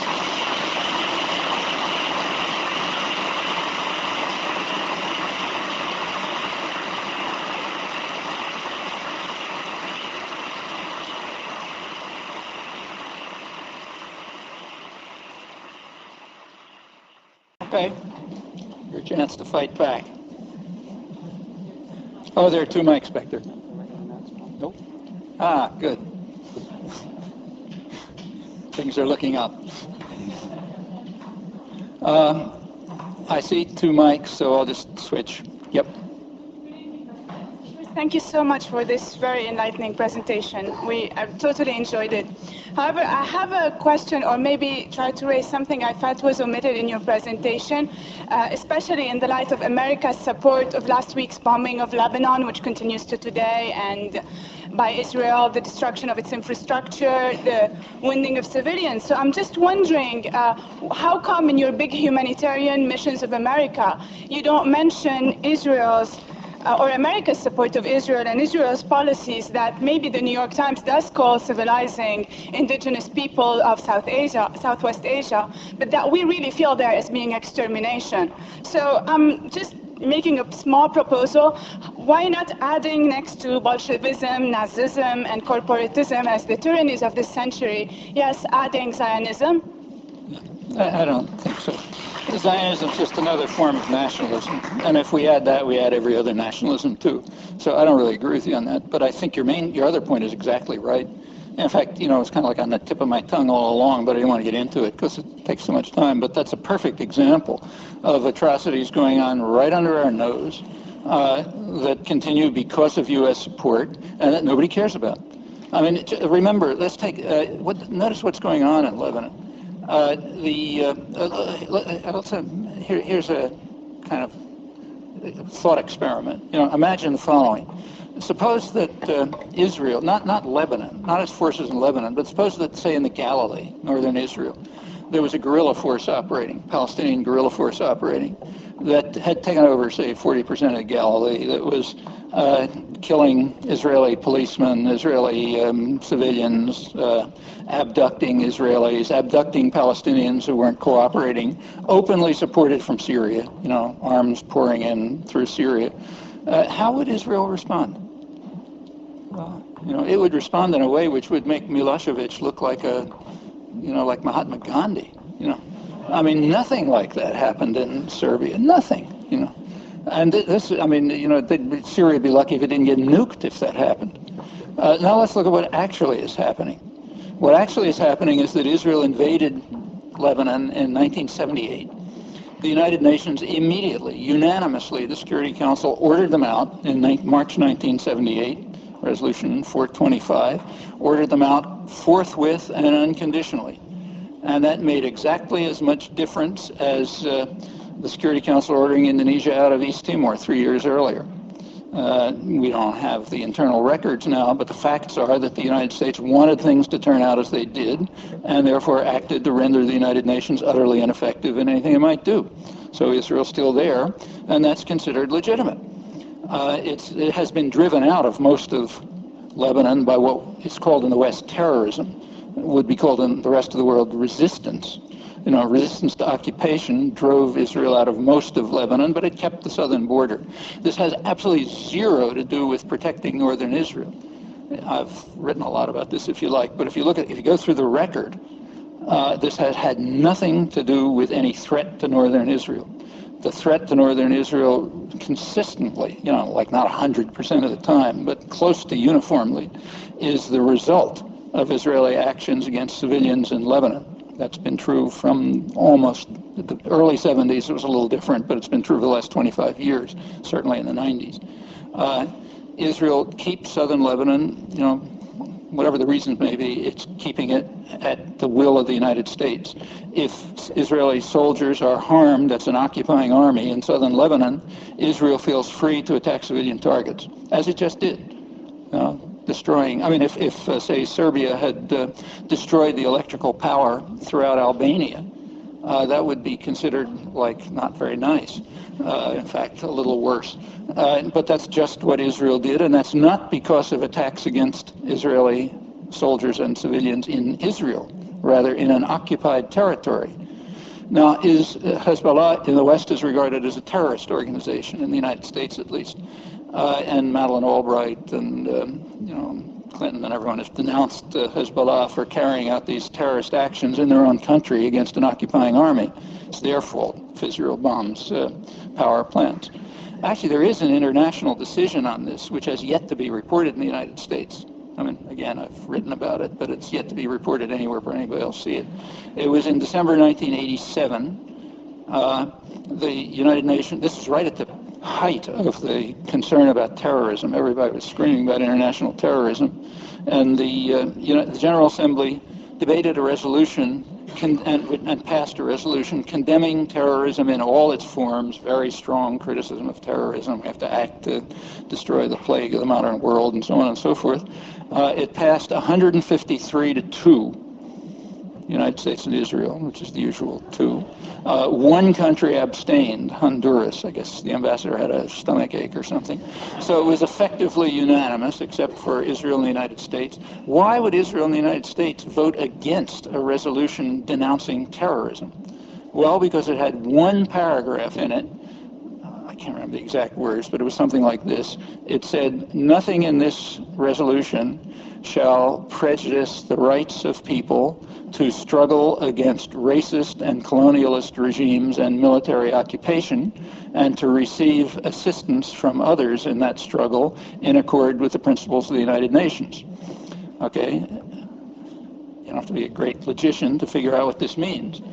What it means is that if Lebanese are struggling against military occupation and receiving aid from anybody, like you and me, or Iran and Syria or whoever, that's entirely legitimate.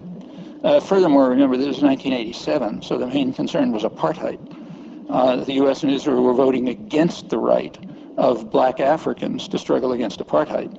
That was the dominant issue at the time. Well, quite naturally, this is not reported here. It's not a nice thing for young minds. But that's the operative resolution. And under that resolution, which is quite legitimate, the story about what's going on in Lebanon is totally different. Hezbollah, you can like them or not like them or hate them or whatever you like, but they have every right to drive an occupying army out of their country and to receive aid from anybody they want in order to achieve that end. Well, compare that with the description here. And this is just the tip of an iceberg.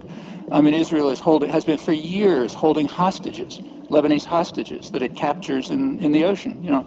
Stops ferries on the way between Cyprus and Beirut, sinks them sometimes. It captures people and keeps them in Israel for years, as hostages, because they want to, find out something about an Israeli airman who was down bombing Lebanon. That's considered legitimate in the United States, so they go ahead and do it.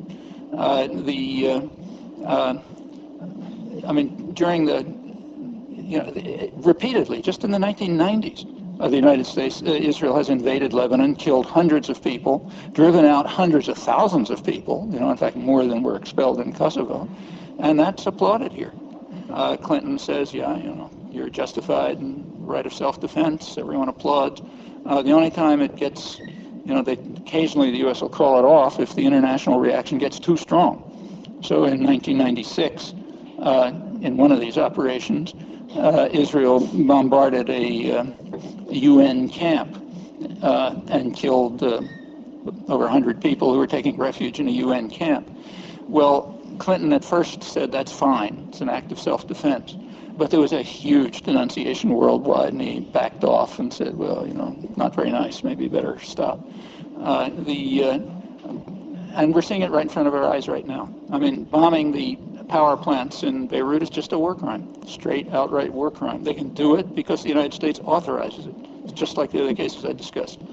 If we don't like it, we can stop it. If we do like it, let it go on, but at least be honest about it. Where? Well, I have a book, one book, which was just, it came out in 1983. It was about the earlier cases. It's called Fateful Triangle. It was just reissued, and it includes material on further Israeli operations in Lebanon up to through 1997. Just came out, but I've written a lot more about it other than this, a lot more. I mean, every time anything happens, I write about it. It doesn't make any difference because we have a very well-run doctrinal system. It's very free and open. It's extremely well managed, and nothing gets into it that departs from official doctrine. So yeah, it's there, and it's there in the same sense that Haiti is free to impose restrictions on the U.S. by closing their market. I'm going to cheat and I'm going to ask you two questions, but these are really easy questions. Okay. First off, how legitimate do you think that a foreign policy of absolute neutrality is as you see it in Switzerland or Ireland or whatnot, and how feasible do you think it would be for the U.S., or how good do you think it would be for the U.S. to do that? And my second question is, if you got to sit down with the president and Congress and you had a couple minutes with them and they granted you an audience and they're like, what do you want to tell us? What would your appeal to them sound like? Well, I have testified at the Senate Foreign Relations Committee and other places and told them what I thought. On the issue of absolute neutrality, the question doesn't arise. I mean, it's as if you asked, say, the Soviet Union in 1980, why don't you guys take a policy of absolute neutrality? That wasn't the issue. The issue is that they were carrying out atrocities in the domain where they had power. In Eastern Europe, in Afghanistan, they were carrying out aggression and atrocities. Now, under those circumstances, you don't say, look, why don't you guys consider a posture of neutrality? The issue that they should consider is put an end to direct participation in atrocities. Okay? And the same is true here. The United States is directly involved in escalating human rights abuses, atrocities, massacres, ethnic cleansing on a massive scale. In fact, we're going to do even more next year. A central part of, just take a look at the defense, what's called ludicrously the defense budget. Makes about as much sense as trade agreements. The military budget for next year is interesting. There are two countries that are off the spectrum. That's Israel and Egypt, because it supports Israel. So those two are kind of in a different category. They don't exist. Huge aid. For the rest of the world, up until this year, the highest military aid was going to Turkey. Turkey is within NATO, of course. And the reason it was going to Turkey was because we had to provide Turkey with advanced armaments and military training so that they could carry out some of the worst ethnic cleansing and atrocity of the 1990s inside Turkey, inside NATO, namely in Kurdistan. Okay, but with our help, millions of refugees and so on, that's more or less been taken care of. So now Turkey's been bumped down in the list, and it's been replaced by Colombia. Colombia has the worst human rights record in the hemisphere in the 1990s. Not so much because Colombia got worse, but because atrocities elsewhere declined. And accordingly, almost predictably, it's been the leading recipient of U.S. military aid. Even the State Department says that around, I think 80% of the atrocities are due to the paramilitaries who are tightly linked with the military. But the aid is not going to go after them. It's going after the guerrillas. Okay? This is under the pretext of an anti-drug war, but it's very carefully focused. It has nothing to do with drugs. You can see that by the fact that the major drug-producing areas are omitted. And the reason is they're under the control of the paramilitaries and the military, so you don't go after them. This is a straight counterinsurgency war. Its effects will be to undermine whatever possibilities there may be for a peaceful resolution of an extremely difficult conflict. That's next year. That's $1.6 billion as Colombia moves up to the top, and you'll see plenty of more atrocities. Well, under those circumstances, the question, what about being neutral, doesn't arise. I mean, the first question that arises is the Hippocratic principle. First, do no harm. Okay, when you've gotten as far as doing no harm, then you can raise the question about, is there a way to do good? Well, yeah, I think so. Like, I don't think a policy of neutrality would be correct. I think we should be engaged in the world, but not in a way which does harm. One question about, you were saying about Colombia. Do you think that that's the reason why Congress declined? What you were saying about our policy toward them is why Clinton declined to give Pastrana the $7 billion that he wanted to fight the insurgencies and whatnot? He didn't. No, that's not what's going on. I mean, Pastrana has been trying to move toward some sort of peace negotiations. This will undercut them. I mean, he's mixed, you know.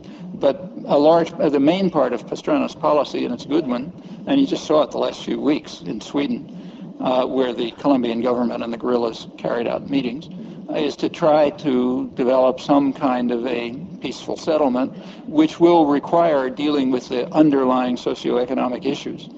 It's not an issue of drugs. This is an issue of, you know, miserable conditions in a rich country, which we have a lot to do with, incidentally, going back to the 1950s. And one reflection of that is major atrocities and guerrilla activities. There have been attempts to open up the political system. In the 1980s, the Colombian government did allow a political party to function. Within a couple of years, 3,000 people in it had been murdered, including its presidential candidates, its mayors, you know, and so on. Okay, end of the political party. It's a rich country, and it has incredible poverty. I mean, large parts of the country, like the parts where the guerrillas function, have never really been part of Colombia. Like, there's no roads, anything. There's big problems there, and they should be dealt with, and we could be giving aid to deal with those, but we're not. And again, the cover is a drug war, but two problems with that. For one thing, what's going on has nothing to do with drugs. And secondly, even if it did have something to do with drugs, that's not our business. Like, for example, if China decided to bomb North Carolina and defumigate it because North Carolina happens to be producing lethal drugs that are killing literally tens of millions of people in China, that would not be considered legitimate. Okay? That would not be considered legitimate. Okay. If the United States wants to deal with the drug problem, the place to deal with it is here. And it's also known very well how to deal with it. I mean, it's well understood that the way to deal with it is not by military action or by punitive action, but by remedial efforts. You know, educational programs, eliminating the pathogenic causes in the society for the use of drugs. That's the way to deal with it. Study after study has shown that. Every criminologist will tell you that. And that's not where the money's going. It's going for other things. It's going to imprison the population, the poor population, mostly black population, and to kill peasants in the third world. It's not a policy that has to do with drugs. And as I say, even if it were, it would be illegitimate. Just like Chinese bombing in North Carolina would be illegitimate. Yeah. I was wondering, what is your opinion in a situation where one of the countries involved in a conflict with another country looks for a third-party intervention or a U.S. intervention? My case and mine would be India and Pakistan in Kashmir, where Pakistan accusing India of human rights violations in Kashmir is looking towards the U.S. for intervention, whereas India thinks it's an intervention of its sovereignty and its own national security. What do you think of those situations? Well, I mean, the situation is very severe. Nobody's paying much attention, but probably tens of thousands of people have been killed in Indian-controlled Kashmir in just the past maybe 5 or 10 years. Serious. And India refuses to allow a referendum. Pakistan is at the moment trying to, Pakistan's sort of split, but there are militant Islamic elements in Pakistan and Punjab and around that area, which are organizing a kind of jihad. I think apparently what they think now is that with Pakistan having nuclear weapons, India is not going to be able to retaliate very much. So therefore they can use the Kashmir situation to bleed India. Okay, so stir up terrorist actions in Kashmir, and maybe even across the Indian border if you can, which India will react to very oppressively, and then that'll cause, more resistance, and it'll just bleed India in a kind of a slow war, which I don't know what the Pakistani generals think about this, but part of the fundamentalist Islamic movement does apparently think that, and thinks that India will be held off either by God, who you appeal to if you like, or by nuclear weapons. And that's going to be a very ugly situation. I don't think Pakistan's calling for U.S. military intervention, which is not in the cards anyway, and would probably be a total disaster. Exactly what ought to be done in Kashmir is not simple to say. I mean, I know what I think. I think India ought to permit moves towards self-determination. And I've talked about this in India, but, ears are very closed. But I think, and in fact, there are efforts among Pakistanis and Indians to try to, create some sort of interaction and, on this issue. Some of those efforts are going on right here, in fact, which is a good move, but it's really small.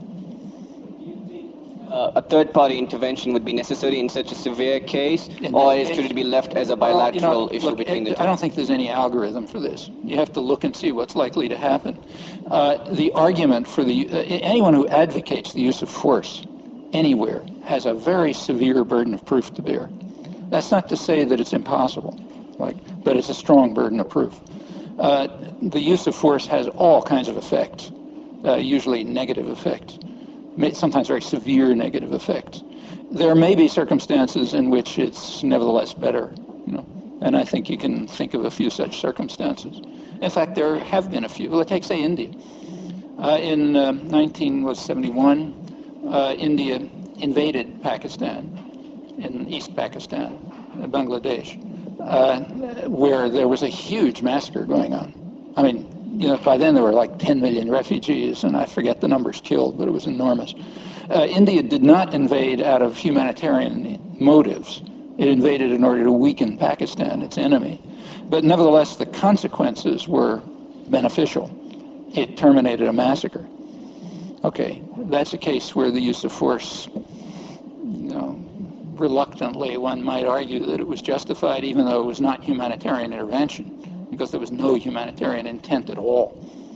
And there are other cases like that. The Vietnamese invasion of Cambodia in December 1978, again, had no humanitarian goals, but it did terminate Pol Pot massacres just as they were peaking. So, you could say, well, maybe it's justified in terms of the consequences, but it's not humanitarian intervention. Incidentally, it's rather striking that in both of those cases, which are maybe the two major cases in the post-war period, post-World War II period, where there was a humanitarian consequence. It's hard to think of any others. In both of those cases, the U.S. was violently opposed. The U.S. reacted to the Indian invasion of Pakistan by, sending the 7th Fleet into the Sea of Bengal, practically declaring war, sanctions, everything. In 1979, the U.S. imposed extremely harsh sanctions on Vietnam, even harsher than before. The Vietnamese were denounced all over the place as the Prussians of Asia. The United States supported a Chinese invasion to teach them a lesson because they had gotten rid of our friend Pol Pot. And the U.S. then turned to support for Pol Pot in the United Nations, and in fact arming the Khmer Rouge on the border. That was the reaction, which gives you another indication of the attitude toward humanitarian intervention. Incidentally, notice that in both of those cases, the United States was acting with China, right? In 1979, it was supporting a Chinese invasion. In 1971, the reason for the hostility main reason was that the Indian invasion was kind of screwing up Kissinger's hopes for a nice photo op when he went secretly to China from Pakistan. In 1975, however, as I said, Moynihan was arguing we had to support Suharto because China was supporting the guerrillas, which wasn't true. But just notice how the Cold War issues entered. This is rather typical. Now, it's China all the way through, but in two cases, 1971 and 1979, we have to do something. We have to support atrocities to improve our relations with China, and in 1975, we have to support atrocities because China might be involved on the other side. That's the way the Cold War works. It's just a cover for policies that you want to carry out anyway, overwhelmingly, and that's a clear illustration of why nothing changes. But going back to your question, yeah, you can imagine cases where where the use of military force might be legitimate. In most cases, it really isn't necessary. Like to call off the atrocities in East Timor, it was enough to stop participating. To call off the atrocities in Turkey, remember that's within NATO, not across its borders. There was no need to bomb Ankara. There was no need for sanctions. Just stop participating. That probably would have done it. And probably the same is true in Colombia. If the U.S. were to support the peace efforts instead of sending in arms to undermine them, that might mitigate at least the atrocities. If we were to carry out socioeconomic programs which would overcome the extreme poverty and starvation and misery in this rich country, yeah, that would help too. So there are plenty of things you can do. I mean, I don't think, at least, like I'm not a committed pacifist. I can imagine times when the use of force might be legitimate and even is. But it's pretty hard. And it takes a strong argument. It's kind of striking that arguments are never given. So just as an experiment, there's a huge literature on Kosovo. Huge. Try to find some argument, any argument, no matter how weak, saying that it was right, showing why it was right to bomb. I mean, I've read everything I can find. I can't even find a hint of an argument, except just by lying about the facts, saying, like I quoted, saying we had to bomb to try to stop ethnic cleansing, which followed as the predictable effect of the bombing. Yeah. Professor, when you were on public radio... Oh, are there more? I didn't see the mics back there. Okay, yeah. You spoke about Suharto and Saddam Hussein being a U.S. kind of guy, and then they lost U.S. support. I'm sorry, I didn't hear the beginning. Okay. You spoke about Suharto and Saddam Hussein being a U.S. kind of guy, but then they lost U.S. support because of their misdeeds. Do you think that Milosevic was ever a U.S. kind of guy? Sure, not very long ago. And what were his misdeeds? Not very long ago, Dayton. In Dayton in the fall of 1995. Milosevic was our kind of guy. The U.S. settled on what amounted to the partition of Bosnia, something that Tudjman and Milosevic had agreed on in 1991. The two of them are peas in a pod. It's kind of what the U.S. wanted at that point. It imposed a partition. It totally sold out the Kosovars. In fact, that was the main reason for the rise of the Kosovo Liberation Army. They were totally sold out. They weren't even invited to Dayton because the U.S. was making a deal with our kind of guy, Milosevic. His misdeed. Why did he lose the U.S. support? Because he was disobedient. It's more than that. I mean, if you look over Europe, I mean, whatever you think about Serbia, and hate it, love it, whatever you think, it is the only part of Europe which has not subordinated itself to U.S. domination. And that, entails virtually, it's got to go. I mean, the only question is the conditions. If you don't mind, we'll ask. Well, let's try over there. This whole dynamic that you have so exquisitely described as the expansion of colonialism, and supported by things like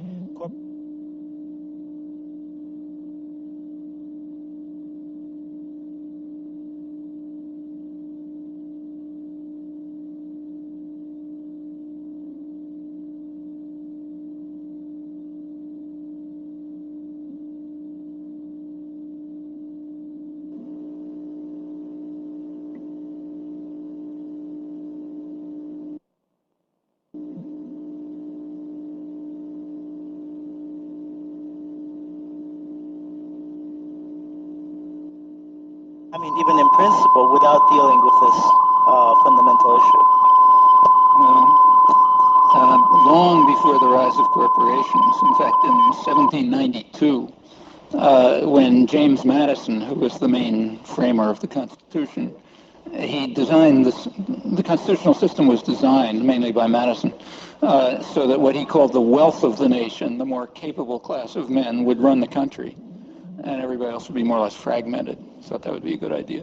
By 1792, he was having second thoughts. Madison was pre-capitalist and anti-capitalist, like Adam Smith, and he assumed that the wealth of the nation would be what he called benevolent aristocrats and enlightened gentlemen, who would work in the public interest, like the mythical Romans that he was reading about. Well, within a couple of years, he discovered that's not true. They're just money-grubbing bastards who are going to get whatever they want. And he warned that the country was going to fall apart. He already described the rising business classes as what he called the tools and tyrants of government. Tyrants because they can make it do what they want, and tools because a powerful state will use them for its purposes. That was 1792, and he wasn't far from wrong. And at that time, it was, power was very dispersed. Very dispersed by modern standards, in fact, by any standards. Through the century, it became more concentrated. At the period I was describing, the early 20th century, when Woodrow Wilson and John Dewey were talking, it was then, in the early part of it, I think it was 1907 or something, I forget the year, that Wilson was praising the corporatization, but saying it's creating institutions which are rivals of government itself because of their power. John Dewey, a few years later, was describing, his evocative phrase was that politics is the shadow cast by big business over society. I mean, this is like 80 years ago, no corporate funding, I mean, this just has to do with the distribution of power. It's gotten much more extreme, of course, but that's because concentration of power has gotten more extreme, and the modalities of control and domination have gotten more extreme. So if you take a look at, say, the last election, 1998, it's congressional, about, I think, 95% of winning candidates outspent their opponents. And the funding was almost entirely, overwhelmingly business. Now, I think it'd be a nice idea to get rid of the, all the techniques for soft money funding of candidates. But if you want my firm belief, it is that it wouldn't make any difference. In fact, my main reason for thinking that this is a good idea is that it'll help people understand that those aren't the problems. Because when you put Band-Aids on those problems, you're still going to be faced with the concentration of power. And that's the problem. There are all kind of other ways to get around these restrictions. And furthermore, you got this virtual parliament, which holds a veto power over policy, by design, not by laws of nature. You can't talk about such examples as the Philippines and Cuba without taking general picture, which is this is a capitalist system. And I mean, this is what capitalism is all about, but this is what imperialism is all about. When capitalism outlives its borders, then it seeks new markets, and that's what the US has been doing. It's not like a few bad guys, a few bad intellectuals, but it's an entire system here. And as long as there's capitalism, there will always be war. And in capitalism, youth, blacks, workers will never have a chance of becoming educated or a chance of surviving, actually. I mean, in capitalism, everybody's an extinct species, pretty much, except the capitalists themselves. And such basic demand... Did you have a question? I mean, I don't know what this is supposed to mean. Yeah. Is this Spartacus League? Yes, it is. Okay. Then I think everybody knows the line, so we don't have to listen to the rest. Could you get to the question? Yeah. Okay, could you get to the question? It's not fair to everybody else to make speeches. Okay, let me cut to the point here. I mean, workers have the power to lead a revolution, and I mean, you mislead people by saying that you can have reforms and so forth, but then you take the UN, for example, as a fig leaf, and say that everything which the UN does makes it better. I mean, is there a question? Everything up to from Korea, up to Iraq, up to starvation blockade. Is there a question? Which you supported in 1991, or? I didn't catch the question. I don't think that it's not. Look, it is not fair to everybody. I mean, look, if you want to be a dictator, you can hold on to the mic, okay? If you're interested in letting people have their rights, ask a question like everybody else, okay? Ask a question like everybody else, and then we'll go on. If you want to make a short statement, fine. Make the short statement, and then we'll go on. Did you support sanctions against Iraq in 1991? I guess. No. I didn't support them then, and I don't support them now. I do support efforts to stop Iraq from military production, but I supported that in 1985. When you were interviewed on public radio during the bombing of Yugoslavia, the person who was interviewing you was expressing righteous indignation, and you were trying to describe the situation, and he kept saying, but what about the poor Kosovars? You know, he was tremendously upset. About a few weeks later, he was talking to an expert on Turkey, I believe it was the same person, and the policy wonk said, he said, you know, what about the Kurds? The announcer said, well, what about the Kurds? And the guy said, it's what the Turks do. And he went, oh, I see. You know. Well, you see, I think the question, what about the Kosovars, is the right question. And I think we were acting in such ways to make their situation far worse. Let me repeat, we now have the documents, so you can test. It's being kept very quiet, but there is now a public documentary record from NATO, from the monitors, who are all over the place, from the human rights groups, from the OSCE, you know, the Kosovo Verification Mission monitors, and I was giving you a few remarks from their reports, but that's what it is. It was ugly and stable ugly. 65 people killed in the 2 months prior to the bombing. Well, you know, after that it got a lot worse. As soon as the monitors were withdrawn and the bombing began, yeah, predictably it got a lot worse. So if you're worried about the Kosovars, yeah, then we were making the situation as rotten as possible for them. Well, my question would be this: was the U.S. motive, you just alluded to it, was that the Yugoslavs, Milosovic was a renegade because he wouldn't bow to the U.S. line, which would apply also to Iraq, I presume. But how do you calculate? How do you calculate motive? The motive and the extent of the atrocities that the U.S. is perpetrating? I'm trying to. Well, look, I mean, here we're really so far it's been kind of at least facts as much as I can find them. But this is now speculation. Like, what's in the minds of people and what are their plans when we don't have any internal documentary record? Okay, so you can only speculate. My speculation is that of the two arguments they were giving publicly, one was accurate. I mean, one argument that they gave constantly, Blair, Clinton, everyone, is we have to stop ethnic cleansing. That can't possibly be accurate. I mean, they were acting in such a way as to instigate ethnic cleansing, so that can't be the reason. The other argument they gave is more plausible. We have to maintain credibility. Okay, now what's credibility? Well, they talk about the credibility of NATO, but you have to decode that. I mean, credibility of NATO does not mean the credibility of Norway. Okay, or Belgium, right? Nobody cares about that. Credibility of NATO is a code word that means credibility of the United States. And it's attack dog, Britain, which is hardly a country anymore, but it's a big military force, nothing much else. So you have to maintain the credibility of the big boss and its attack dog. Well, what does credibility mean? That's simple. You know, ask any mafia don. They'll explain to you what credibility means. I mean, if somebody in your territory decides is late in paying protection money, you don't just go collect the money. You make an example of them because you have to maintain your credibility. So everyone else is terrified as well. And that is the public U.S. stance. I have a book about this which came out a couple months ago in which I quoted Clinton-era strategic planning. And it's very interesting. It's been on the public record for 2 years, never reported. And its basic stand is we have to terrify the world. We have to rely on, a lot of quotes there if you want to look, we have to rely on nuclear weapons because that frightens people. Our stance has to be first use of nuclear weapons even against non-nuclear powers that have signed the Non-Proliferation Treaty. It's explicit.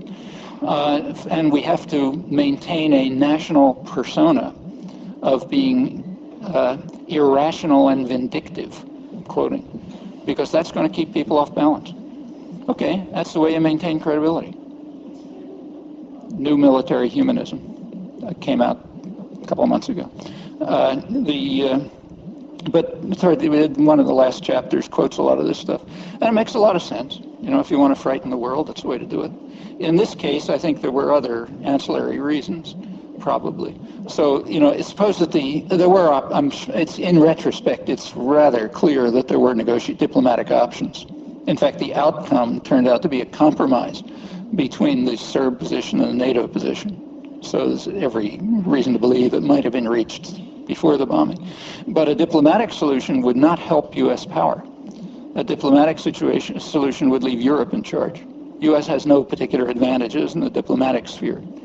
The big plus, the place where the strong cards for the United States and England are violence. In that they're just overwhelmingly powerful. And moving something to NATO means it's U.S. run. And it subordinates Europe to the United States, at least temporarily. I suspect that was a reason. There are a lot of U.S.-Europe conflicts going on sort of in the background. So that may have been a reason.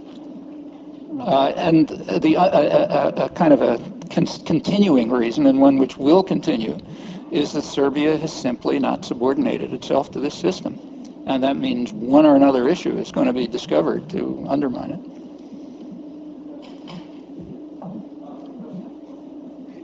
How about just one from each mic, okay? Too late? 10. What is it? 9:20. Okay, 2 more questions. Let's make it the 2 down here. I'm sorry.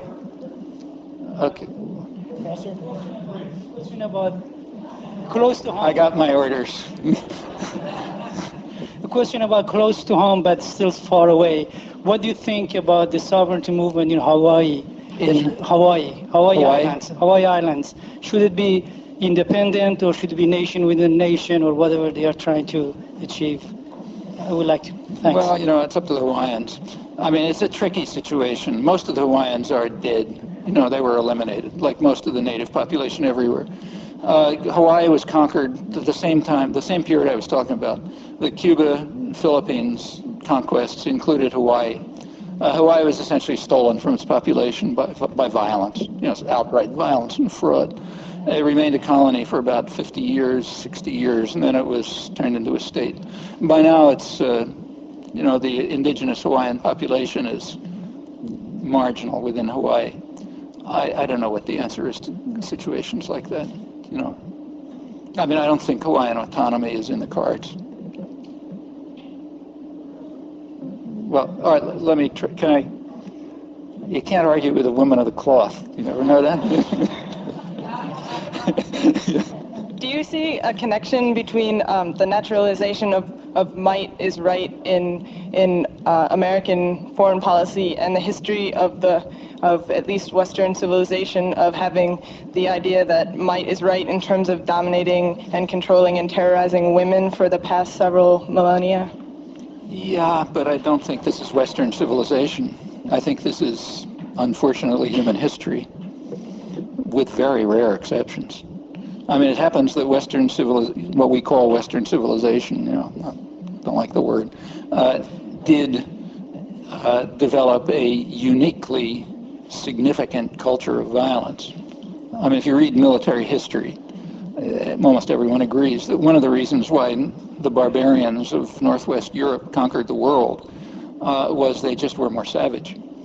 And they were probably more savage because of, centuries of murdering each other, which led to a cult of savagery. They were not that much ahead in means of violence, but they were way ahead in the culture of violence. One standard military history that Jeffrey Parker points out that says that for people elsewhere, a war was a game. For Europeans, it was a science. And that made a big difference. On the other hand, treatment of women, I don't think it's horrible in the West, but I don't think it's any worse than anywhere else, maybe better. So it's not that there's something lovely somewhere else. This happened to have its particularly ugly characteristics, as did many other things. Sort of a self-fulfilling prophecy that other kind of cultures have been wiped out. Still some exist that have alternative structures that aren't necessarily women-dominated, but much more egalitarian. Some are, but I think one has to be careful not to romanticize. You really want to look at the facts. And they're very different. There's no such thing as indigenous society, for example. They're widely differentiated. And you just have to be careful to look at each one. In fact, we understand very little about them. I mean, it's hard enough to understand our own society, very hard, in fact. To try to understand societies that we're not part of is extremely difficult. And one has to be very cautious in judgments about them, I think. Last two, yeah. From the capitalistic viewpoint over here, I kind of find it... Are we back to the Spartacist League? No. Okay. I just have a question here. It seems kind of ironic that MIT owns stock in these same very multinationals that you speak against. So why is that ironic? Well, I mean, is MIT part of the world? But is that ironic? Aren't we biting the hand that feeds us by speaking up against these? Well, I would if we... Sure. I've been doing it all my life. I mean, why shouldn't we? I mean, that's like asking... it's like asking whether... some opponent of slavery should be, opponents of slavery were biting the hand that fed them, the slave society. Should they have stopped?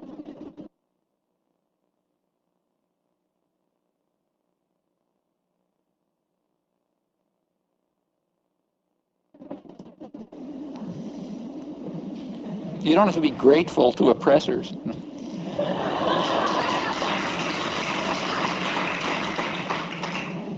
Thank you for being here tonight, Professor Chomsky. I just have a question. You talked about the Bretton Woods and how it was essentially abolished in the early 70s. A couple of years ago, the business press in America was full of reports about how Asia was going to be the world's next dominant power, dominant regional superpower, because of its incredible exploding economy. And then the 1997 stock crash, or currency crash, came through. Do you have any suspicions that might have been engineered? Do you think that capital markets are being used as a weapon? There are plenty of suspicions about that in Asia. In fact, it's a widely held belief in much of Asia that this was engineered. Whether it's true or not, I don't know. But, I mean, there's certainly evidence for it, if you want to make the case. So, for example, in, I think, 1996 or so, or 97, when the thing, it was beginning to be clear that there were problems, and Japan proposed, I think, $100 billion reserve that could be used, that Japan would mostly contribute to, that could be used to defend currencies if they came under speculative attack, as they soon did. Remember, this was a market failure. It was a huge market failure. The economies came under speculative attack which was possible because of the liberalization of financial markets. Japan had proposed, I think it was $100 billion, which, nobody really knows, but, many Asian economists think this might have been enough to withstand the speculative attacks. The U.S. shot it down, would not permit it. Probably, I suspect, because it didn't want Japan to be too influential in Asia. And this would be a Japan-based system. Anyhow, that kind of evidence certainly could be used and is used by people who think that maybe it was planned. If you want my personal opinion, I don't think so. I think financial markets are too erratic and irrational, what's called irrational, for any planning to go on. That's one of the reasons why there are no models for financial markets. If you go to the economics department, they talk about financial markets, but anyone will tell you that there just aren't any models. I mean, in fact, random walk models work just about as well as anything else. And the reasons are kind of understood. There's information failures and there's herd behavior and so on and so forth, and they just kind of go amok. So planning of that kind would probably not have been possible, I suspect.